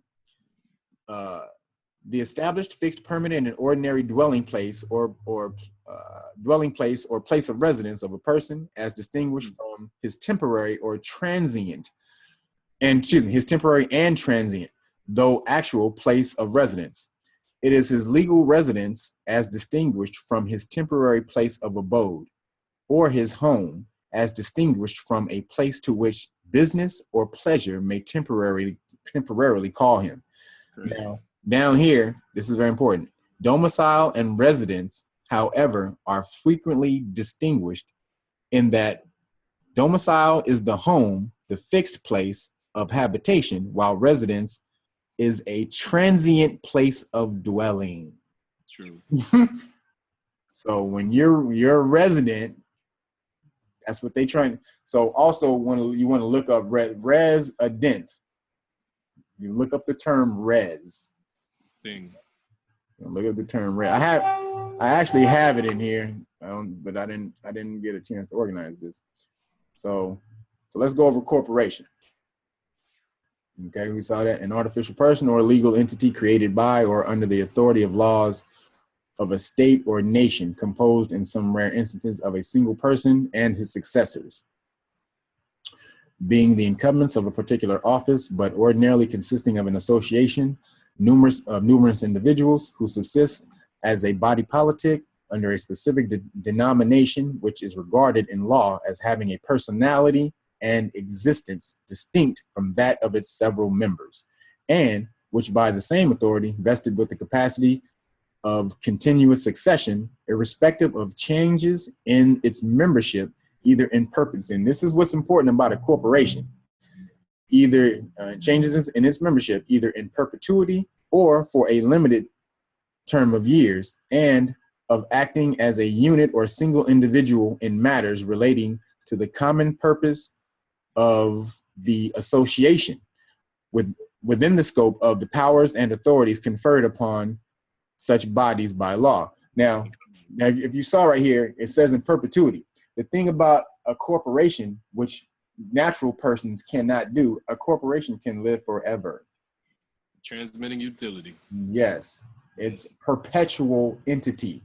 That's how, this is why we're going to come in together and start and create these nation states. It's you want to get into that game. We want to have that body of armor around us, and our body of armor would be even iller than anyone else's because we have this status of being indigenous to the landmass. So our body of armor is going to be some super shit. So now let's go. This is the other breakdown of the definition. An artificial person being endowed with law, with the capacity of perpetual succession. See, it can live forever. That's the fucking bullshit. Consisting either of a single individual or of collection of several individuals. So an intellectual body created by law, composed of individuals united under a common name, the members of which succeed each other, so that the body continues always the same, notwithstanding the change of the individuals who compose it, and which, for certain purposes, is considered a natural person. Then a corporation is more nearly, this is important, a corporation is more nearly a method than a thing. Mm-hmm. And the law, and the law in dealing with a corporation need not define it as a person or entity, or even as an embodiment of functions, rights, or duties. So it's a method. See, it's a way to do things. Your corporation is how to get your shit done. This is what they've created. So they say, okay, create a big corporation, create the little corporation, which is us. So we did Confederacy, Confederation. We did that Confederacy and Confederation contract. Oh, I didn't get this last time. So this is colored. We used the term color. We looked at color, but colored. So you can see that. So by common usage in America, this term in such phrases as colored persons, colored race, colored men, and the like is used to designate Negroes or persons of the African race, including all persons of mixed blood descended from the Negro ancestry. This is why they had to take the term colored away from us. Because if you on this page, if you got a Black's Law Dictionary and you read that, if you flip one page over, you're going to see word color that says you're not real. You're gonna go back and be like, huh? Wait a minute. Niggas ain't real. Oh shit. So, but where a state constitution provided for separate schools for the white and colored races, the term white race was held to be limited to the Caucasian race, and the term colored races to embrace all other races. Which is a complete lie. How do you have the definition of free white person and then have the, never mind. It's their system, man. Yes. Well, this says white race. It says white race, not. Hey, it's their system. But you're not listening. The term is in quotes. It's white race. Right. Exactly. Okay? Not free white persons. So then it also has been held that there's no legal technical signification to the phrase colored persons, which the courts are bound judicially to know. Right. So these motherfuckers just throw a term on you, and that's you. And hit me up later. Yeah, this is Rome. That's why we're in Rome now. Hey, we're gonna put it on you, and we're gonna tell you it's also not real, but we're gonna make it stick as long as you don't say anything about it. There you go. Exactly.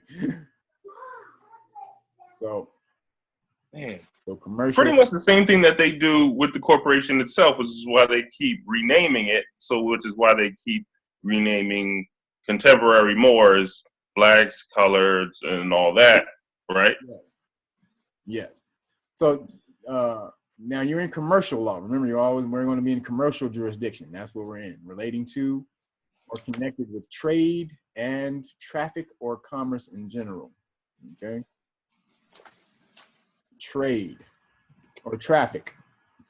That's another term. So this is constitutional rights. A right guaranteed to the citizens by the Constitution and so guaranteed as to prevent legislative interference therewith. Mm-hmm.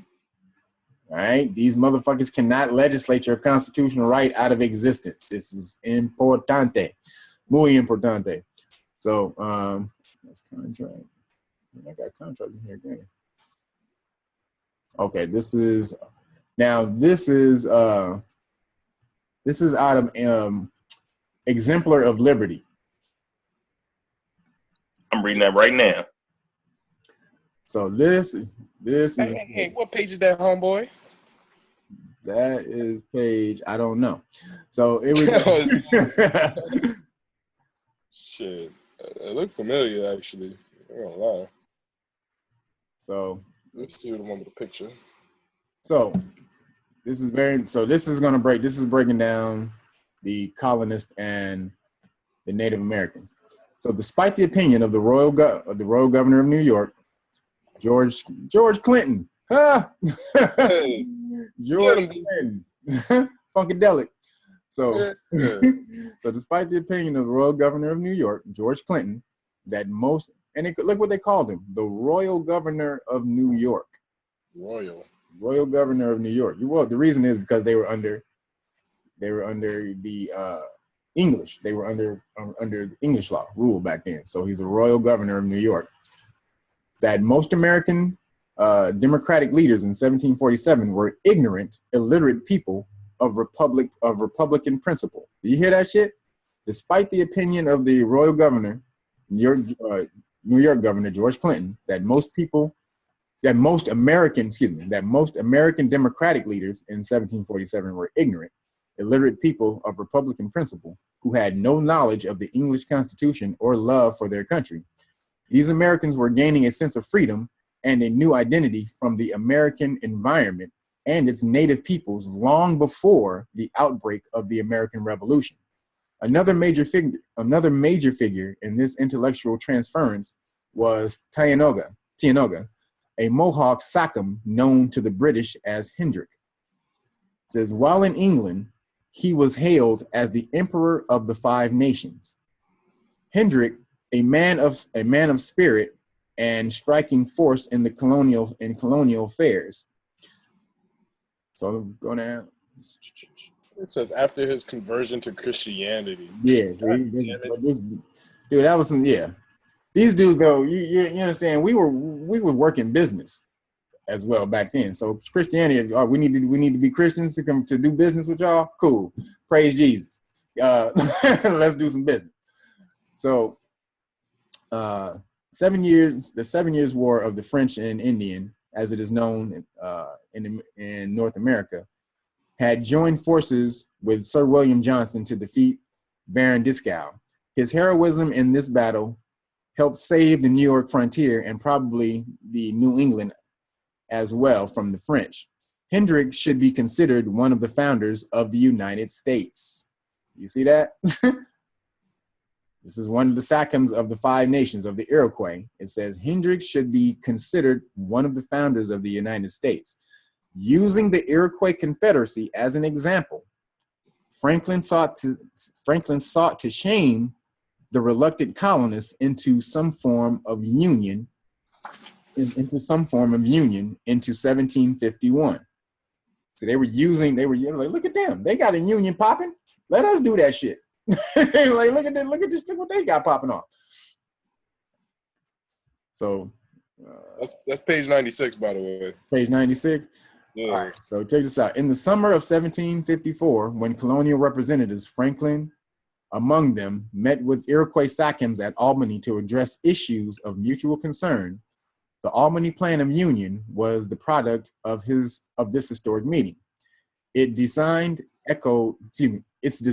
echoed both English and Iroquois precedents, and a generation later would become a rough draft for the Articles of Confederation.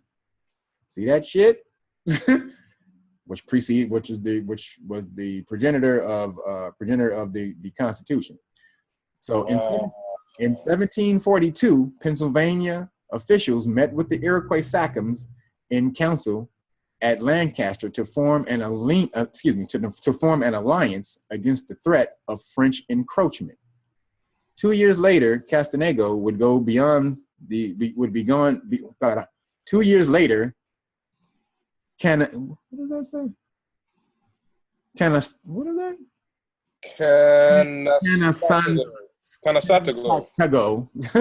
2 years later, Canasatego would go beyond pledges of friendship to advise the English colonists of matters of unity. The great Iroquois chief lectured the assembled colonial governors on Iroquois concepts of unity while they again met in Lancaster. Our wise forefathers established union and amity between the 5 nations. This has made us formidable. This has given us great weight and authority with our neighboring nations. We are a powerful confederacy, and by our observing the same methods of our wise forefathers have taken, you will acquire such strength. Let's go back over there. And by your observing the same methods of our wise forefathers have taken, you will acquire such strength and power. Therefore, whatever befalls you, never fall out with one another. So right here, they're breaking off how this, when they met in 1742 or 1754, what is it called? The Albany Plan. Okay, it's called the Albany Plan. It proceeded, or it was the progenitor for the Articles of Confederation, which again preceded the Constitution. So this is, you can see now, again, dealing with the Iroquois, the 5 nations, which eventually became 6 nations. When they let in, I forgot the second nation they let in, but they were working government long before these motherfuckers got over here, and were deep. There's a part in here where if you get this book, they called us. There was a term for us. They called us the lawyers. That was one of the terms they called us because we were so well versed in politics and law. They would call us the lawyers. On the Mulvey. Huh? On the Mulvey. Mm-hmm. On the Mulvey. Yeah. The Doctor of Law, the Muhammad Doctor of Law. So, here we go. Let me leave this, and then we'll get into liberty. I don't know why my phone pull it in like that. So, the League of the Iroquois was a family oriented government, which had a constitution with a fixed corpus of laws concerned with mutual defense. Through the elimination of the clan blood feud, through the elimination of the clan blood feud, which is how you get the Great Law of Peace, the state was given a monopoly on legal sanctioned violence, which brought peace throughout the fundamental social contract. The notion of federalism was strictly adhered to by the Iroquois. The notion of federalism was strictly adhered to by the Iroquois.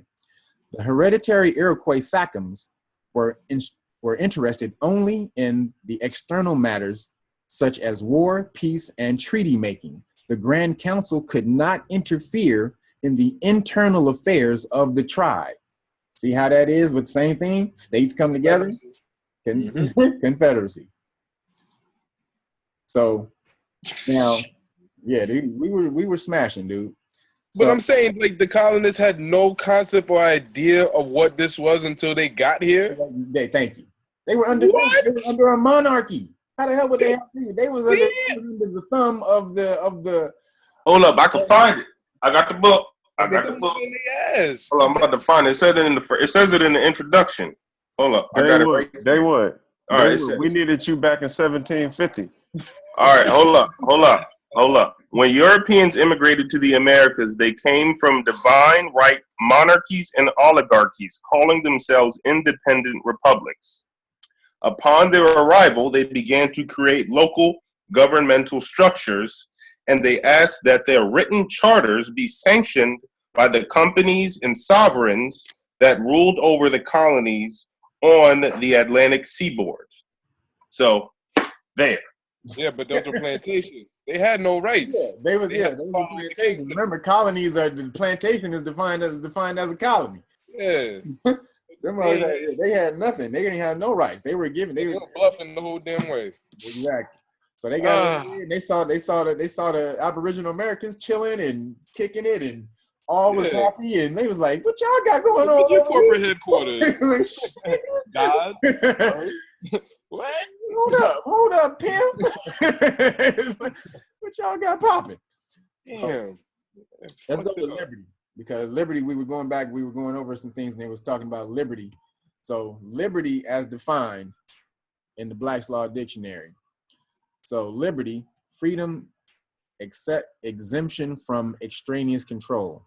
So freedom from all restraints except such as are justly imposed by law. Again, freedom from all restraints except such as are justly imposed by law. Freedom from freedom from restraint. Okay. All right. Let me read it. Mute your phone. So freedom from restraint under conditions essential to the equal enjoyment of the same right by the of the same rights by others. Let me see where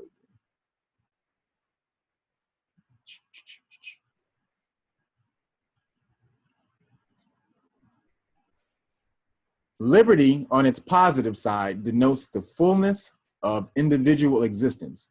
On its negative side, it denotes necessary restraint on all, which is indeed to promote the greatest possible amount of liberty for each.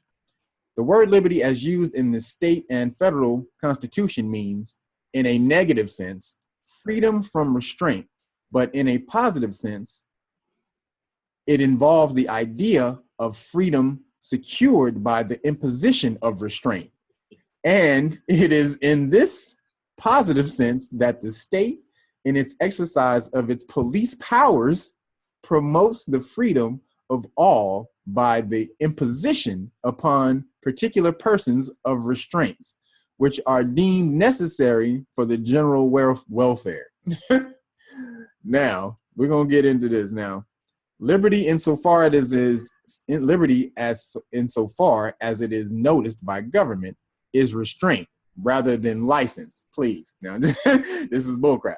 It says, it is a yielding of the individual will to that of the many, subject to constitutional guarantees or limitations as will preserve those rights and privileges which are admitted to all men to be fundamental. Now, this is important. Liberty in the civil state is the giving up of natural right in consideration of equal protection and opportunity.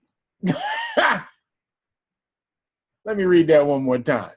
Liberty in the civil state is a giving up of natural right in consideration of equal protection and opportunity. Kiss my ass. Civil rights mean you have, in your civil state, you have given up all your constitutional rights, really, for civil rights.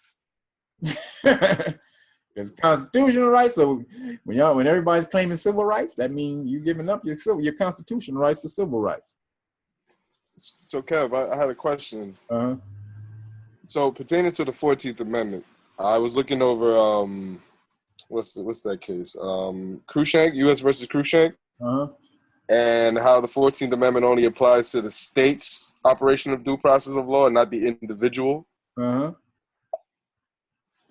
It baffles me when you read something like that. Of course, it makes perfect sense of what happens or what goes on today, but how do you get that to the common public, the people that are like, look, you have to understand you don't have liberties and rights because you are underneath a specific citizenship, a specific status. Yes, that you it is all about status. I mean, first of all, it's the funniest thing in the world because it's there in front of your face from in school.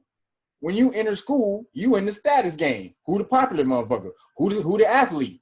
Who's the smart motherfuckers? And who knows the principal? Clown. Who's, you know what I'm saying? You're in the status game right there. You try to figure out who you gonna be. Who's you know what I'm saying? Who with the crazy nerdy motherfuckers? Who with the motherfuckers left on the outskirts? Those weirdo motherfuckers who be hanging around school. Who kicking it with them? You all do. In my school, who kicking it with the gangsters? See, I went to school with Bloods. So the Bloods would have at lunch, everybody had their little area. You had the preppy gangsters had their little area. You had the Bloods who had their area. You had the nerds. Preppy gangsters. That's what I said, right? Kev, what school you went to, Kev? I went to Inglewood High. Okay. Yeah. I don't know no preppy gangsters in Inglewood High. I went to Crozier. You went to Crozier? What? Oh, that's shit. So they was called King of Drag, KODs, King of Drag, and so they was when you had the laptop going on. That was when the guy was there and the guy was over there? Yeah. Yeah, so you had that type of gangbangers, and they was the preppy gangsters who wore tapered pants and all that shit. Oh, ahead of their time. And so you had all those different things out on the, at lunch, and you would see as a person just sitting back, I'm observing all this. I'm just watching just the different class, the sex of people, and none of them intermingled with anyone. He was like, if your ass is over here, you with them. If you over here, you with them. And your ass ain't going. Oil and water. It's crazy, dude. It was crazy. Me though, I was a person who knew everybody. So I would go to every single one. I was the same way. I see you. Yeah, I see both of y'all. Yeah. You know, you was kicking it with Harold Miner. I was actually. That was my dog. I was. But I knew Harold. I knew Harold's brother. Me and Harold's brother was really close. But I knew Harold. That was my dude. So let's see. So then keep going down. So the personal liberty guaranteed by the Constitution of the U.S. The personal liberty guaranteed by Constitution, U.S. Constitution, consists in the power of locomotion without imprisonment or restraint, unless by due course of law, except those restraints imposed to prevent commission of threatened crime or in punishment of crime committed. Those in punishment of contempt of court or legislative bodies, or to render their jurisdiction effectual, and those necessary to enforce the duty citizens owe in defense of their state to protect community against acts of those who, by reason of mental infirmity, are incapable of self-control. So it's basically like you got some motherfuckers who just ain't capable of controlling themselves.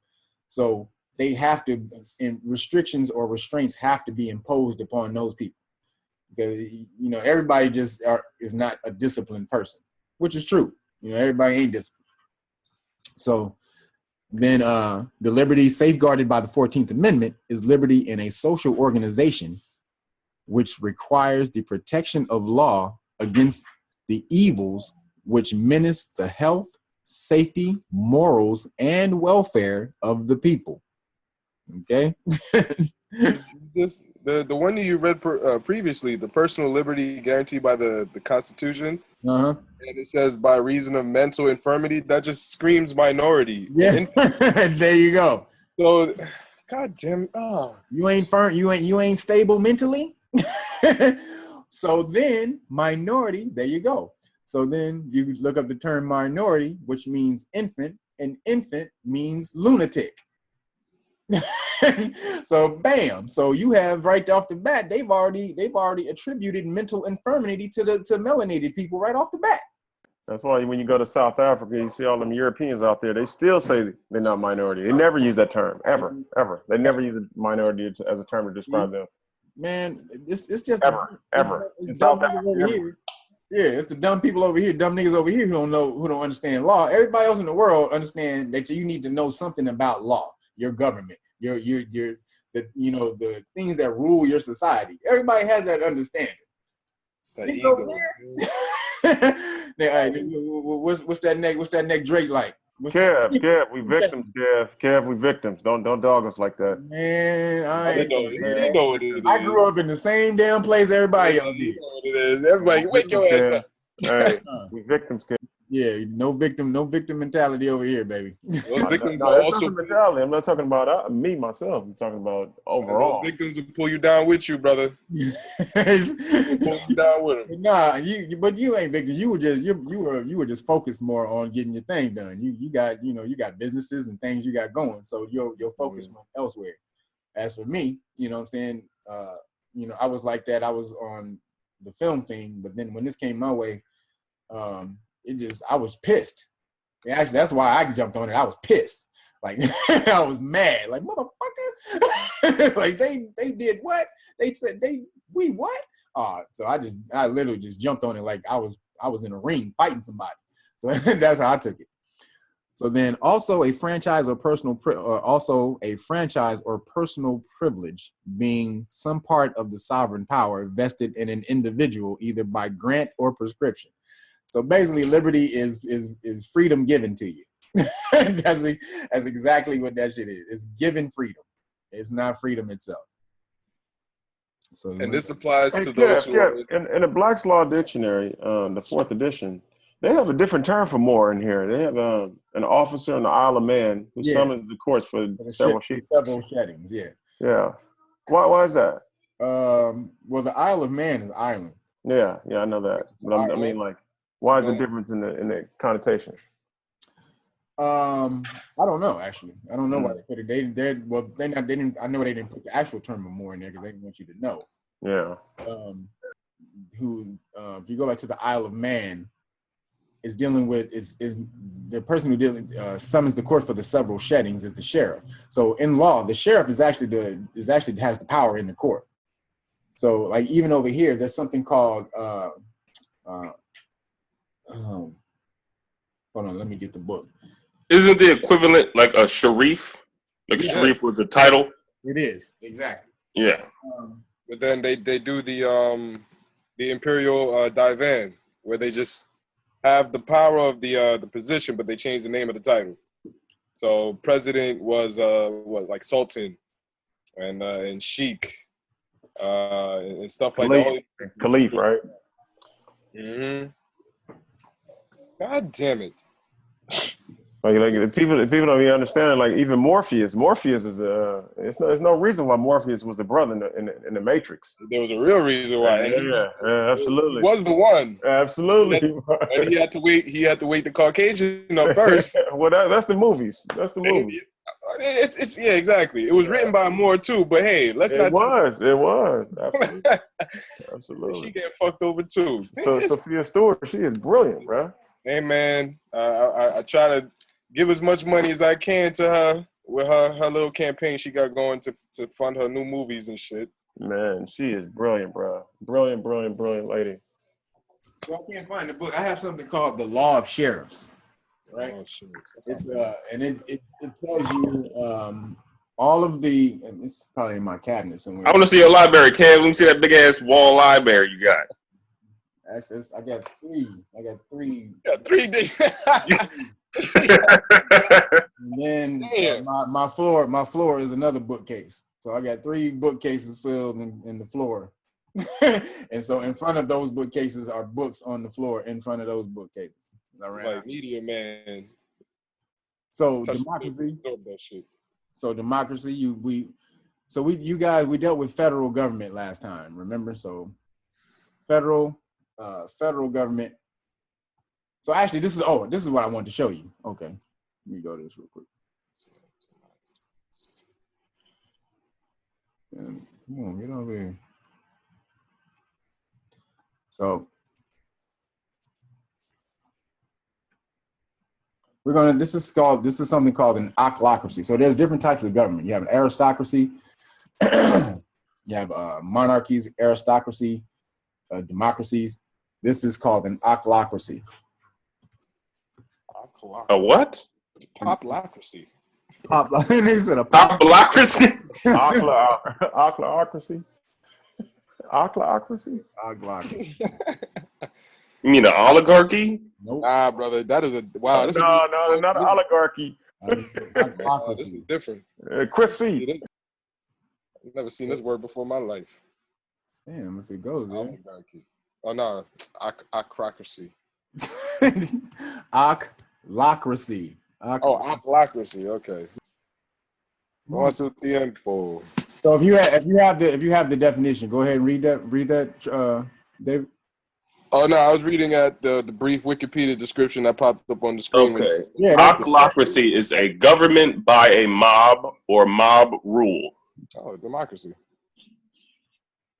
But keep reading though. It has some. Well, I'm getting there. I just Googled it. I ain't even. No, that's That's good. what I came up. All right. Go Okay, I got you. Mob rule is the rule of government by mob or a mass of people, or the intimidation of legitimate authorities.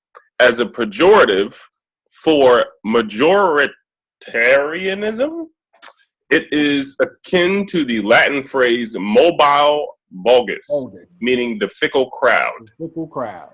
From which the English term mob originally was derived in the 1680s. Yep. Want me to keep reading? So, well, no, we're about to go over that part. Okay. Okay. So make this bigger so people who are so you can see this now. So mobile vulgus, the fickle crowd. Now, all of this is going back to the status thing. Idiot. Going back to the word idiot. Idiot means look up the etymology of idiot. Idiot is a common person with no knowledge. Okay, so you had the upper class or the noble class, and you had the working class, and which were basically the idiot people. That became the idiots.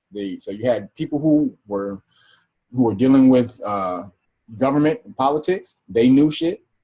Everyone else didn't know anything, and that's the way they wanted. As well as you had clergy, the church. So the church and plebeian. Plebeian. The plebs. So you are a dumb motherfucker. So ochlocracy, rule of the general populace, is democracy, rule of the people, spoiled by demagoguery, which is tyranny of the majority. That's what we have. Tyranny of the majority. So when you have rule of the people, which is spoiled by tyranny of the majority, that's when you have an ochlocracy. Okay. And the rule of passion over reason. That's what we have now. Like literally, America, what are you talking about, man? Like again, the Colin Kaepernick thing.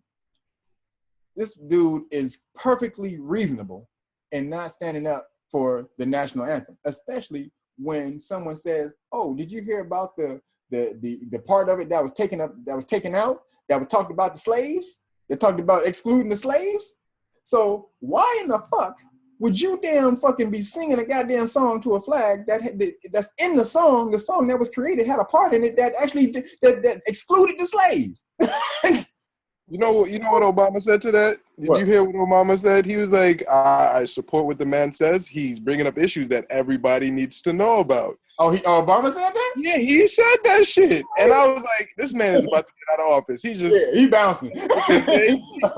Bouncing. He's like, hey, peace, bitches. Yeah. Hey, make no mistake about it, President Obama knows exactly who we are, though. He knows who he is, too. Absolutely. Absolutely. He knows exactly. You know, peace out to the brother if he's watching. Shit. I know, right? I think he instituted the rights of indigenous peoples, right? Well, I wasn't fucking with Obama at first until he just start pardoning all these damn people towards the end of his presidency. Now I'm fucking the most in history. The most in history with that. I'm like, okay, Obama, I fuck with you now that you letting everybody out of jail. President Obama never ever say the word like radical Muslim or any of that. He never used those terms ever. He don't ever use those terms. And it makes sense that they call him the Antichrist because yeah, well, anti-Christianity. He should though. Anti-oil, right? The anointed, right? So going back into this, autocracy, majority rule, or mob rule, basically with the tyranny of the majority, and the rule of passion over reason.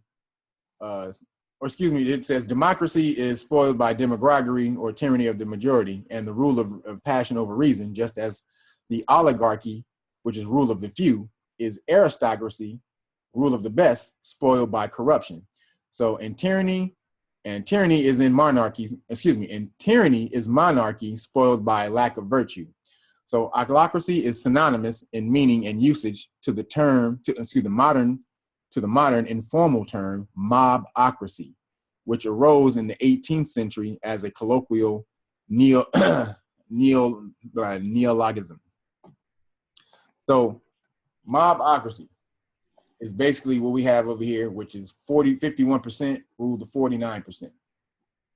That's literally what we have. There's no such term as democracy in the Constitution, which is where we're claiming our rights, and we're going to get real deep into the Constitution. I'm going to show you guys this Constitution I got first.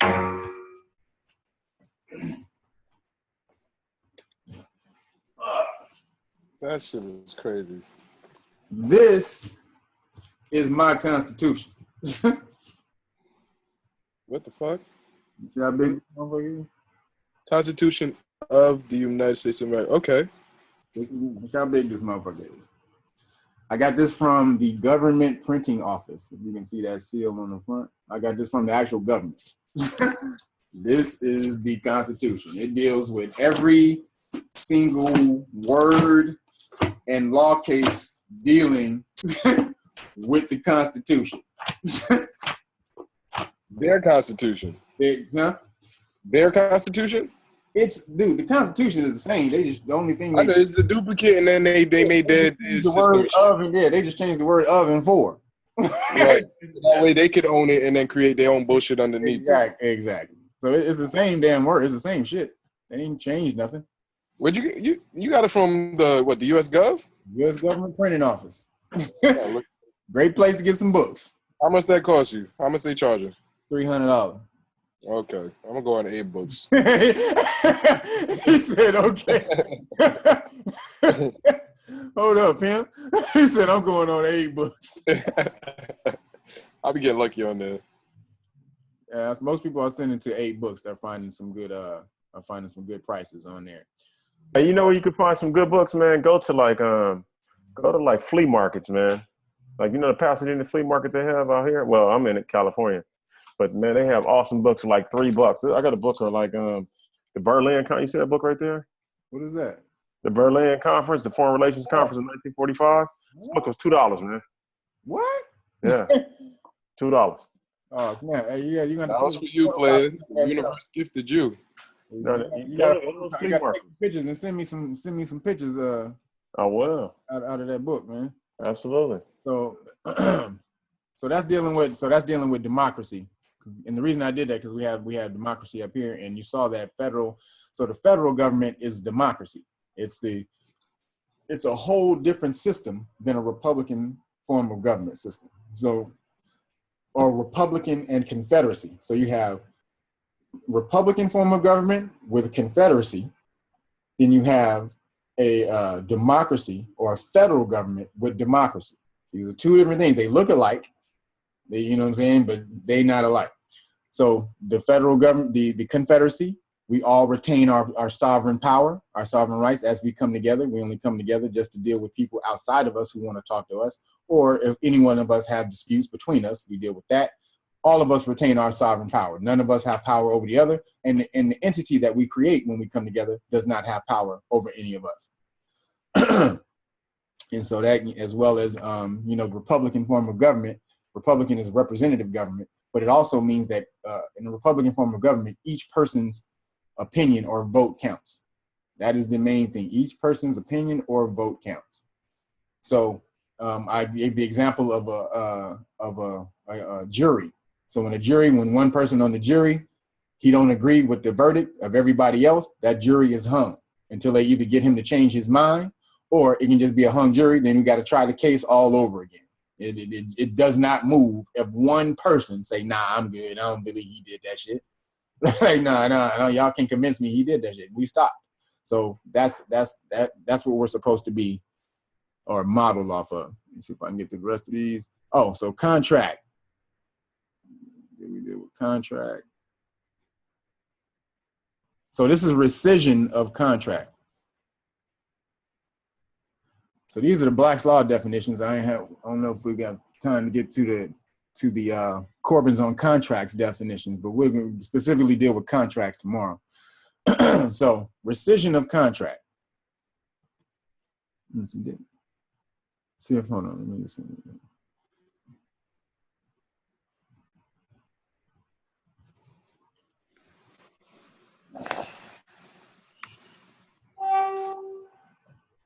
So I thought I did contract. Oh, so you guys black? This is a term real quick. So why you're not black? So black, absorb all light, comes from bleak, Blake,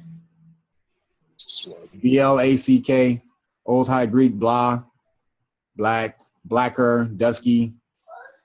So dub, Dublin. Yes, dub, exactly. So, and then it says in the middle link, confused with black. Now, these two terms are the same term. He just used B-L-A-C-K right there and B-L-A-C-K right there. But they're saying because this has a long A or as a long A sound, it's a completely different term, right? So let's go to that. So it says see bleak. Bleak, so it comes from bleak. Pale. Wan, barren, bare of vegetation, exposed, cold from barrenness, securely related to Blake, pale yellow. Obscurely. So when you see this this symbol in front of a word in your etymology, it means obsolete. It's saying it's obsolete, but it doesn't mean we don't use. All that means is we don't use it anymore. It doesn't necessarily mean that definition is not or the word doesn't carry the energy of that definition. So again, pale, barren, or black, pale, yellow, bleach, pale, bare, pale, everything you see, pale, yellow, shining, white. So all of that, that's what that shit means. It does not mean dark. So,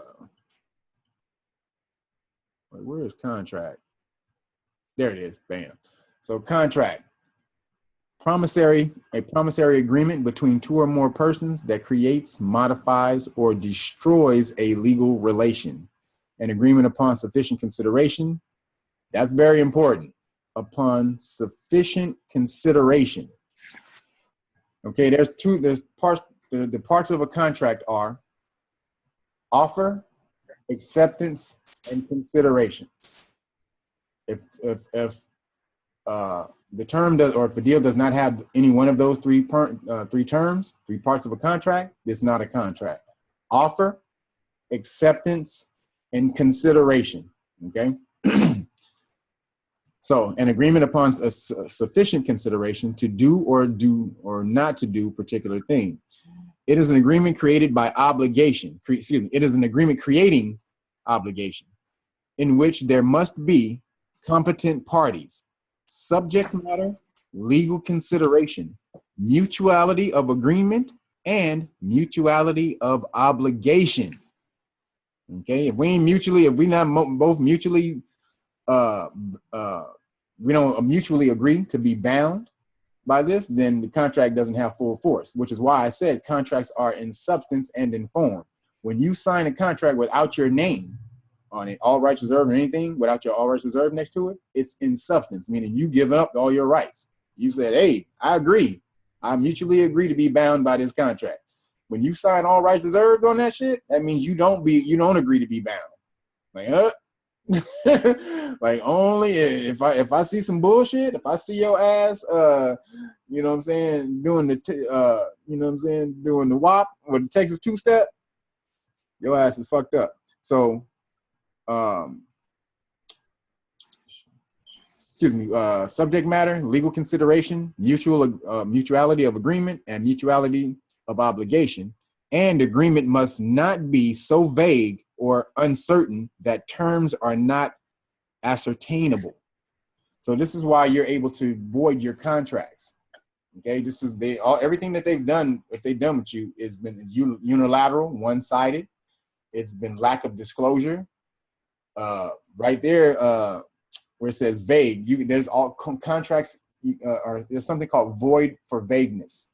Okay, in a contract, meaning if all the stipulations in here are just so damn vague, I can void a contract because it wasn't really coherent as what we were doing, so what we were talking about. So I can void the contract for that.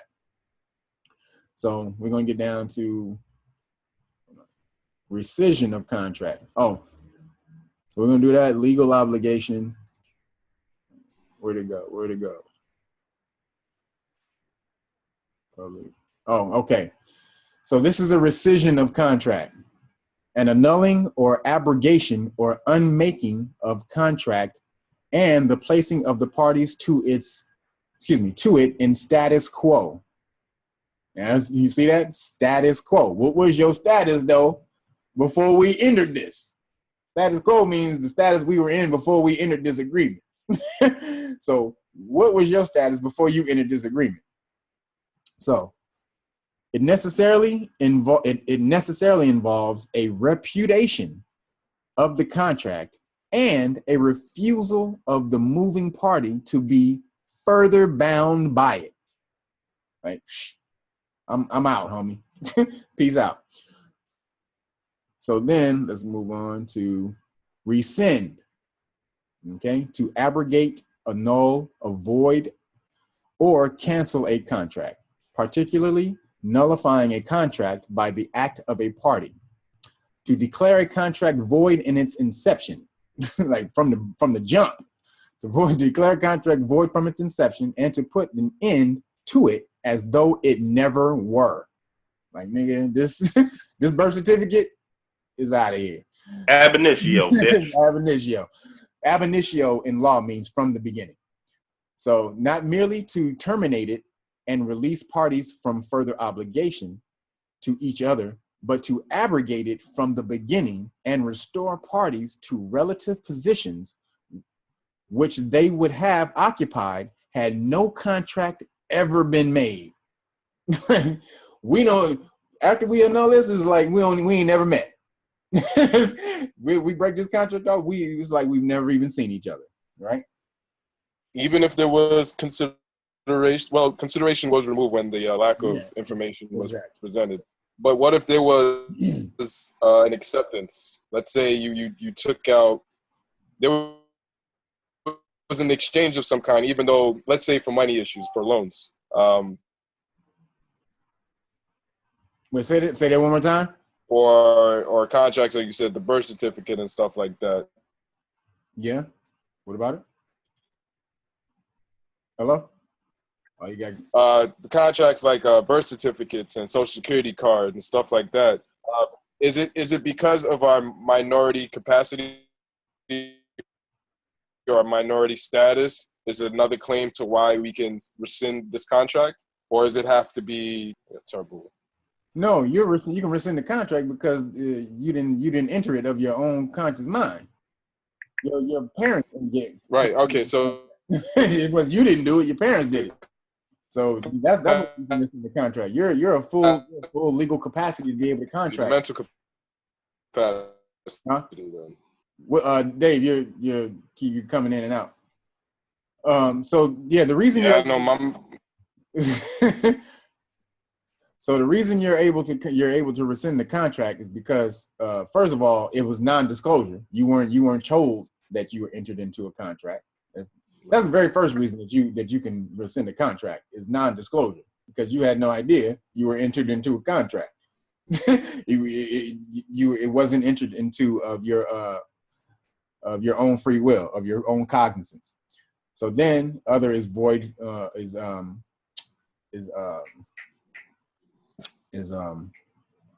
what we were just talking about is because I just lost it. I'm talking about void for vagueness. Void for vagueness, but that wasn't it. It was non-disclosure. Because your parents entered you into the contract, because they contracted you when you weren't of legal age to be able to contract. You were a minor. You were a minor. Now you're doing away with that status, and you're claiming you're elevating your status from minor into legal capacity to contract. And then void for vagueness, because they have, or unilateral, it's a one-sided contract, or it's an adhesion contract, meaning an adhesion is adhesive. It's the same word as adhesive. So you sign a contract, but you don't know that there's another contract stuck to that contract that you don't see.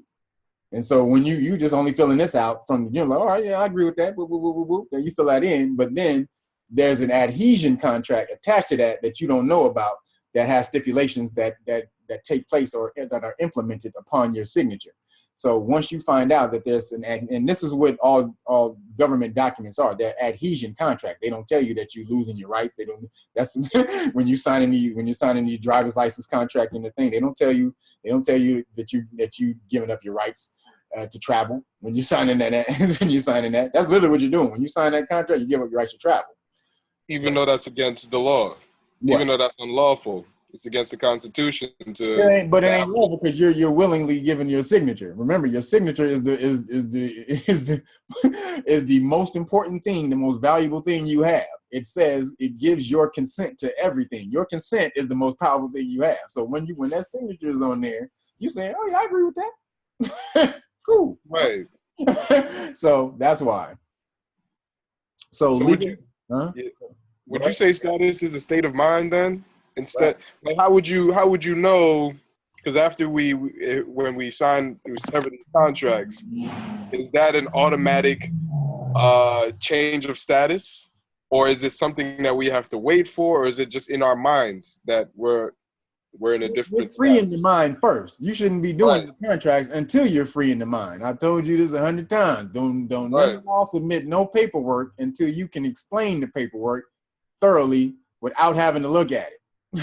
You don't have to be able to explain it verbatim, but you damn sure got to be able to explain it, the premise of what you're saying in there, articulately, without stuttering, without mumbling, because that's what the police officer is gonna be looking for when you're trying to say this shit.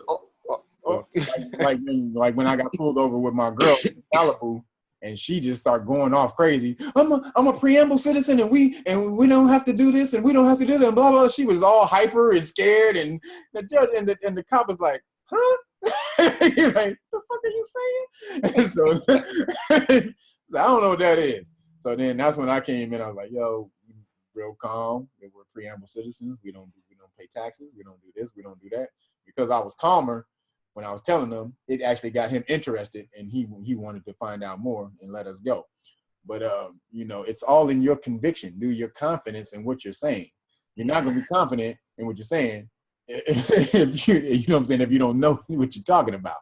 So be sovereign in the mind, or free in the mind first, self-governing in the mind first, and then do this paperwork. So last thing I'm gonna go over, this is one thing out of Corbin's on contracts. So I just want to hit y'all up on this, and we'll get into the Corbin's on contracts tomorrow. So legal obligation defined.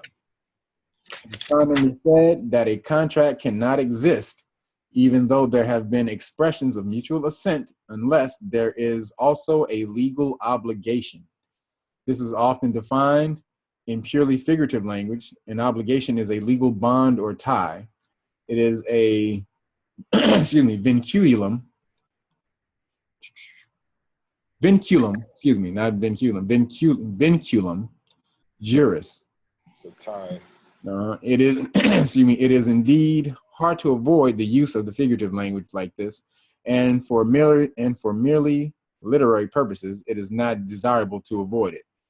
In English, excuse me, in English legal history, the term obligation has been used in a variety of senses. At times, it has meant a formal document, such as a sealed bond. Again, it has meant the entire group of jural relations created by certain facts, usually expressions of agreement. The tendency has been to narrow its usage so that it has come to be an almost exact synonym of the term legal duty. This is a term that should be used solely as a correlative of the term legal right. If a duty, obligation, exists, it is a duty it is a duty to some person who has a right against the one subject to the duty. If a legal right exists, it is a right against some person who is under a duty to the one having the right. So this is this legal obligation that your signature places you in. You're literally giving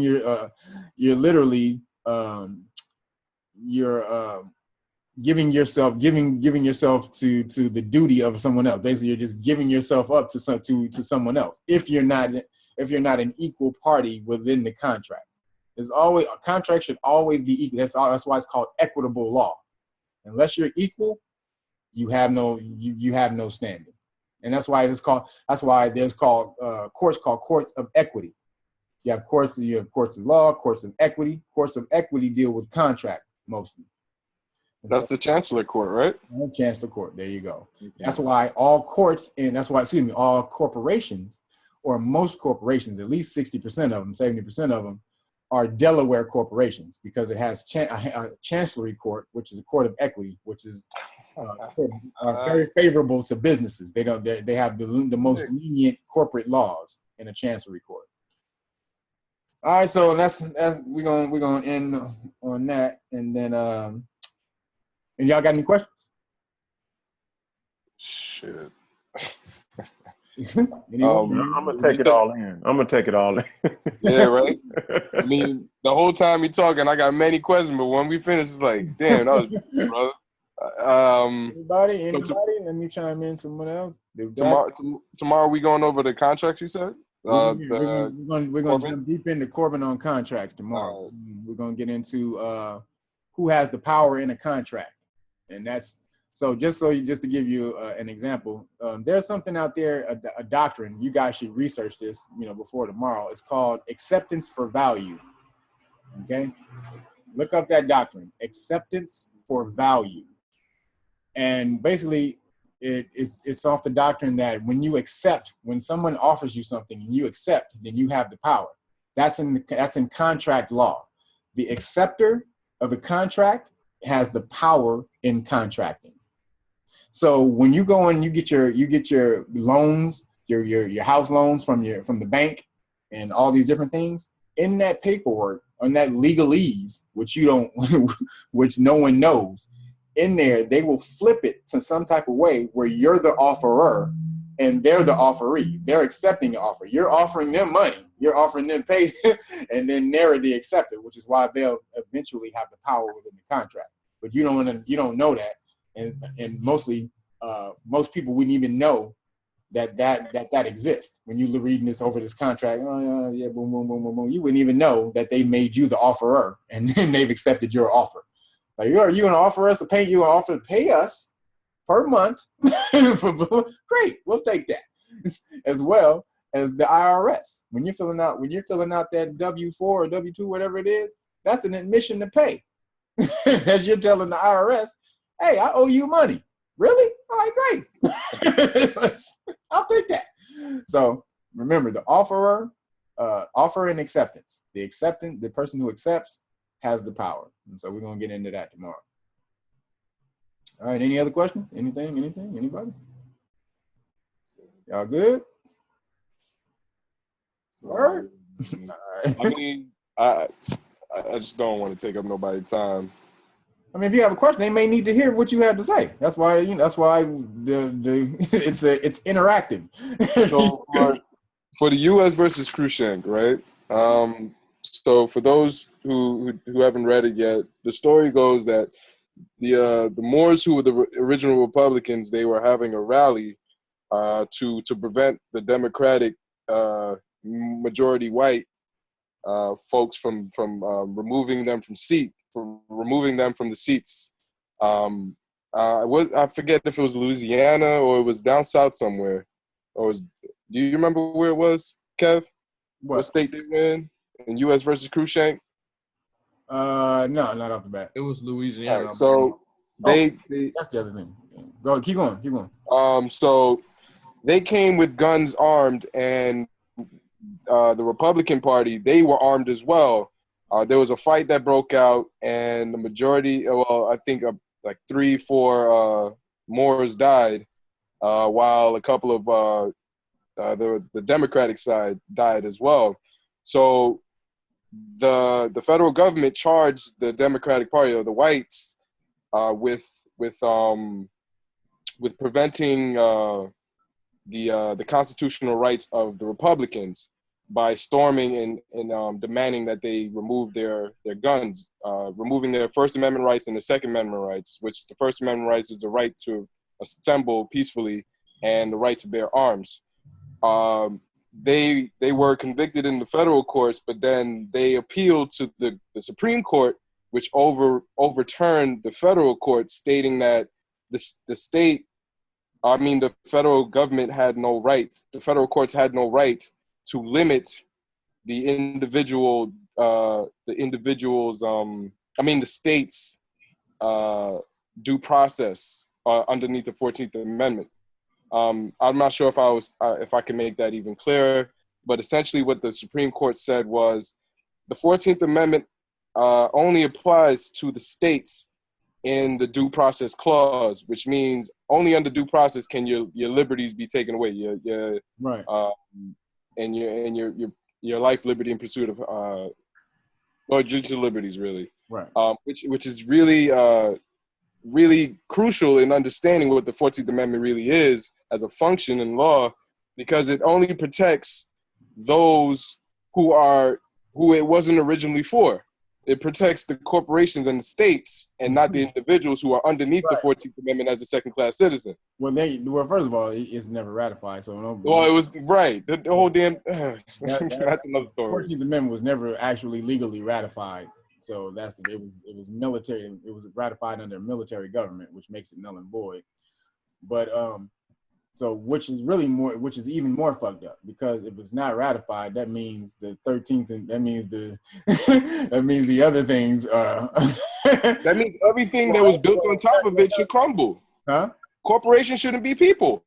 But actually, when we didn't get into this either. We got to get into Dred Scott. So remember, tomorrow we're on Dred Scott and contract law. So Dred Scott case is very important because it showed how the Judge Taney, in his opinion of the court, showed how he was talking to he was saying to Dred Scott, dude, you claimed the wrong status when you submitted this your claim to court. You claimed the wrong status.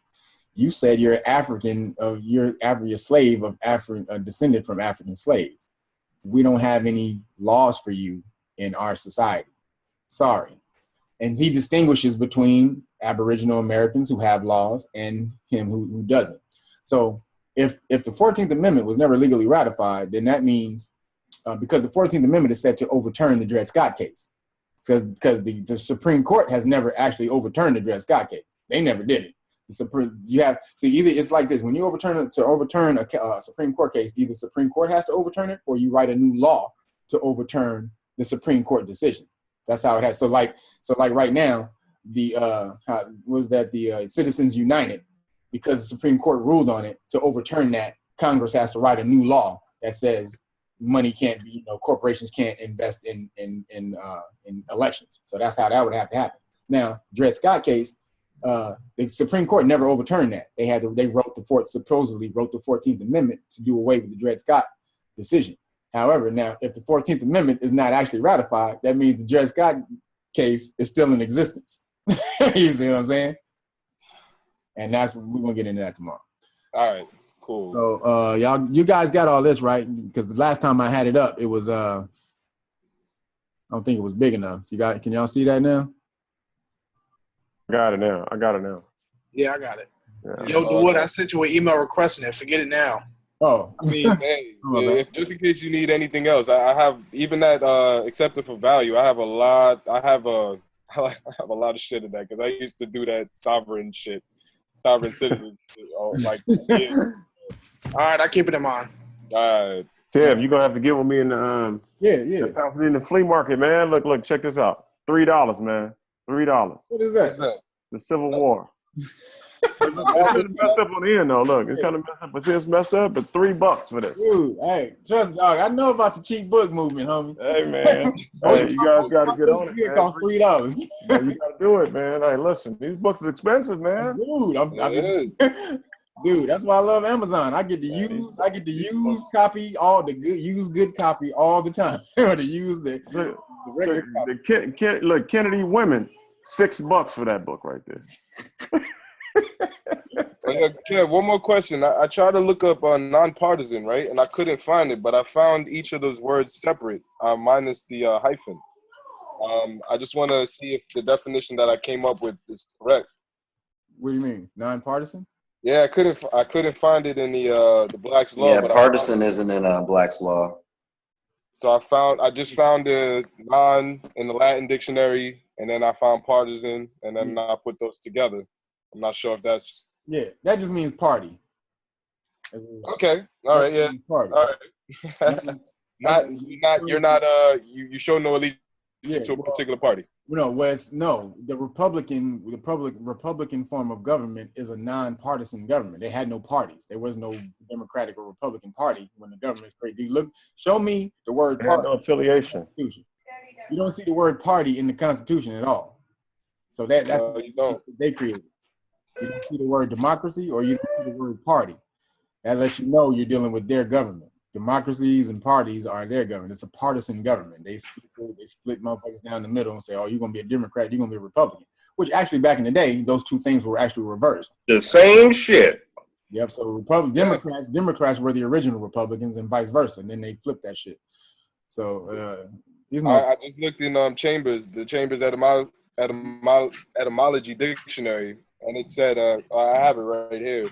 It says a republic is a commonwealth, a form of government without a monarch, in which the supreme power is invested in representative elected by the people, and a republican is belonging to a republic, agreeable to the principles of a republic, one who advocates a republican form of government, a Democrat.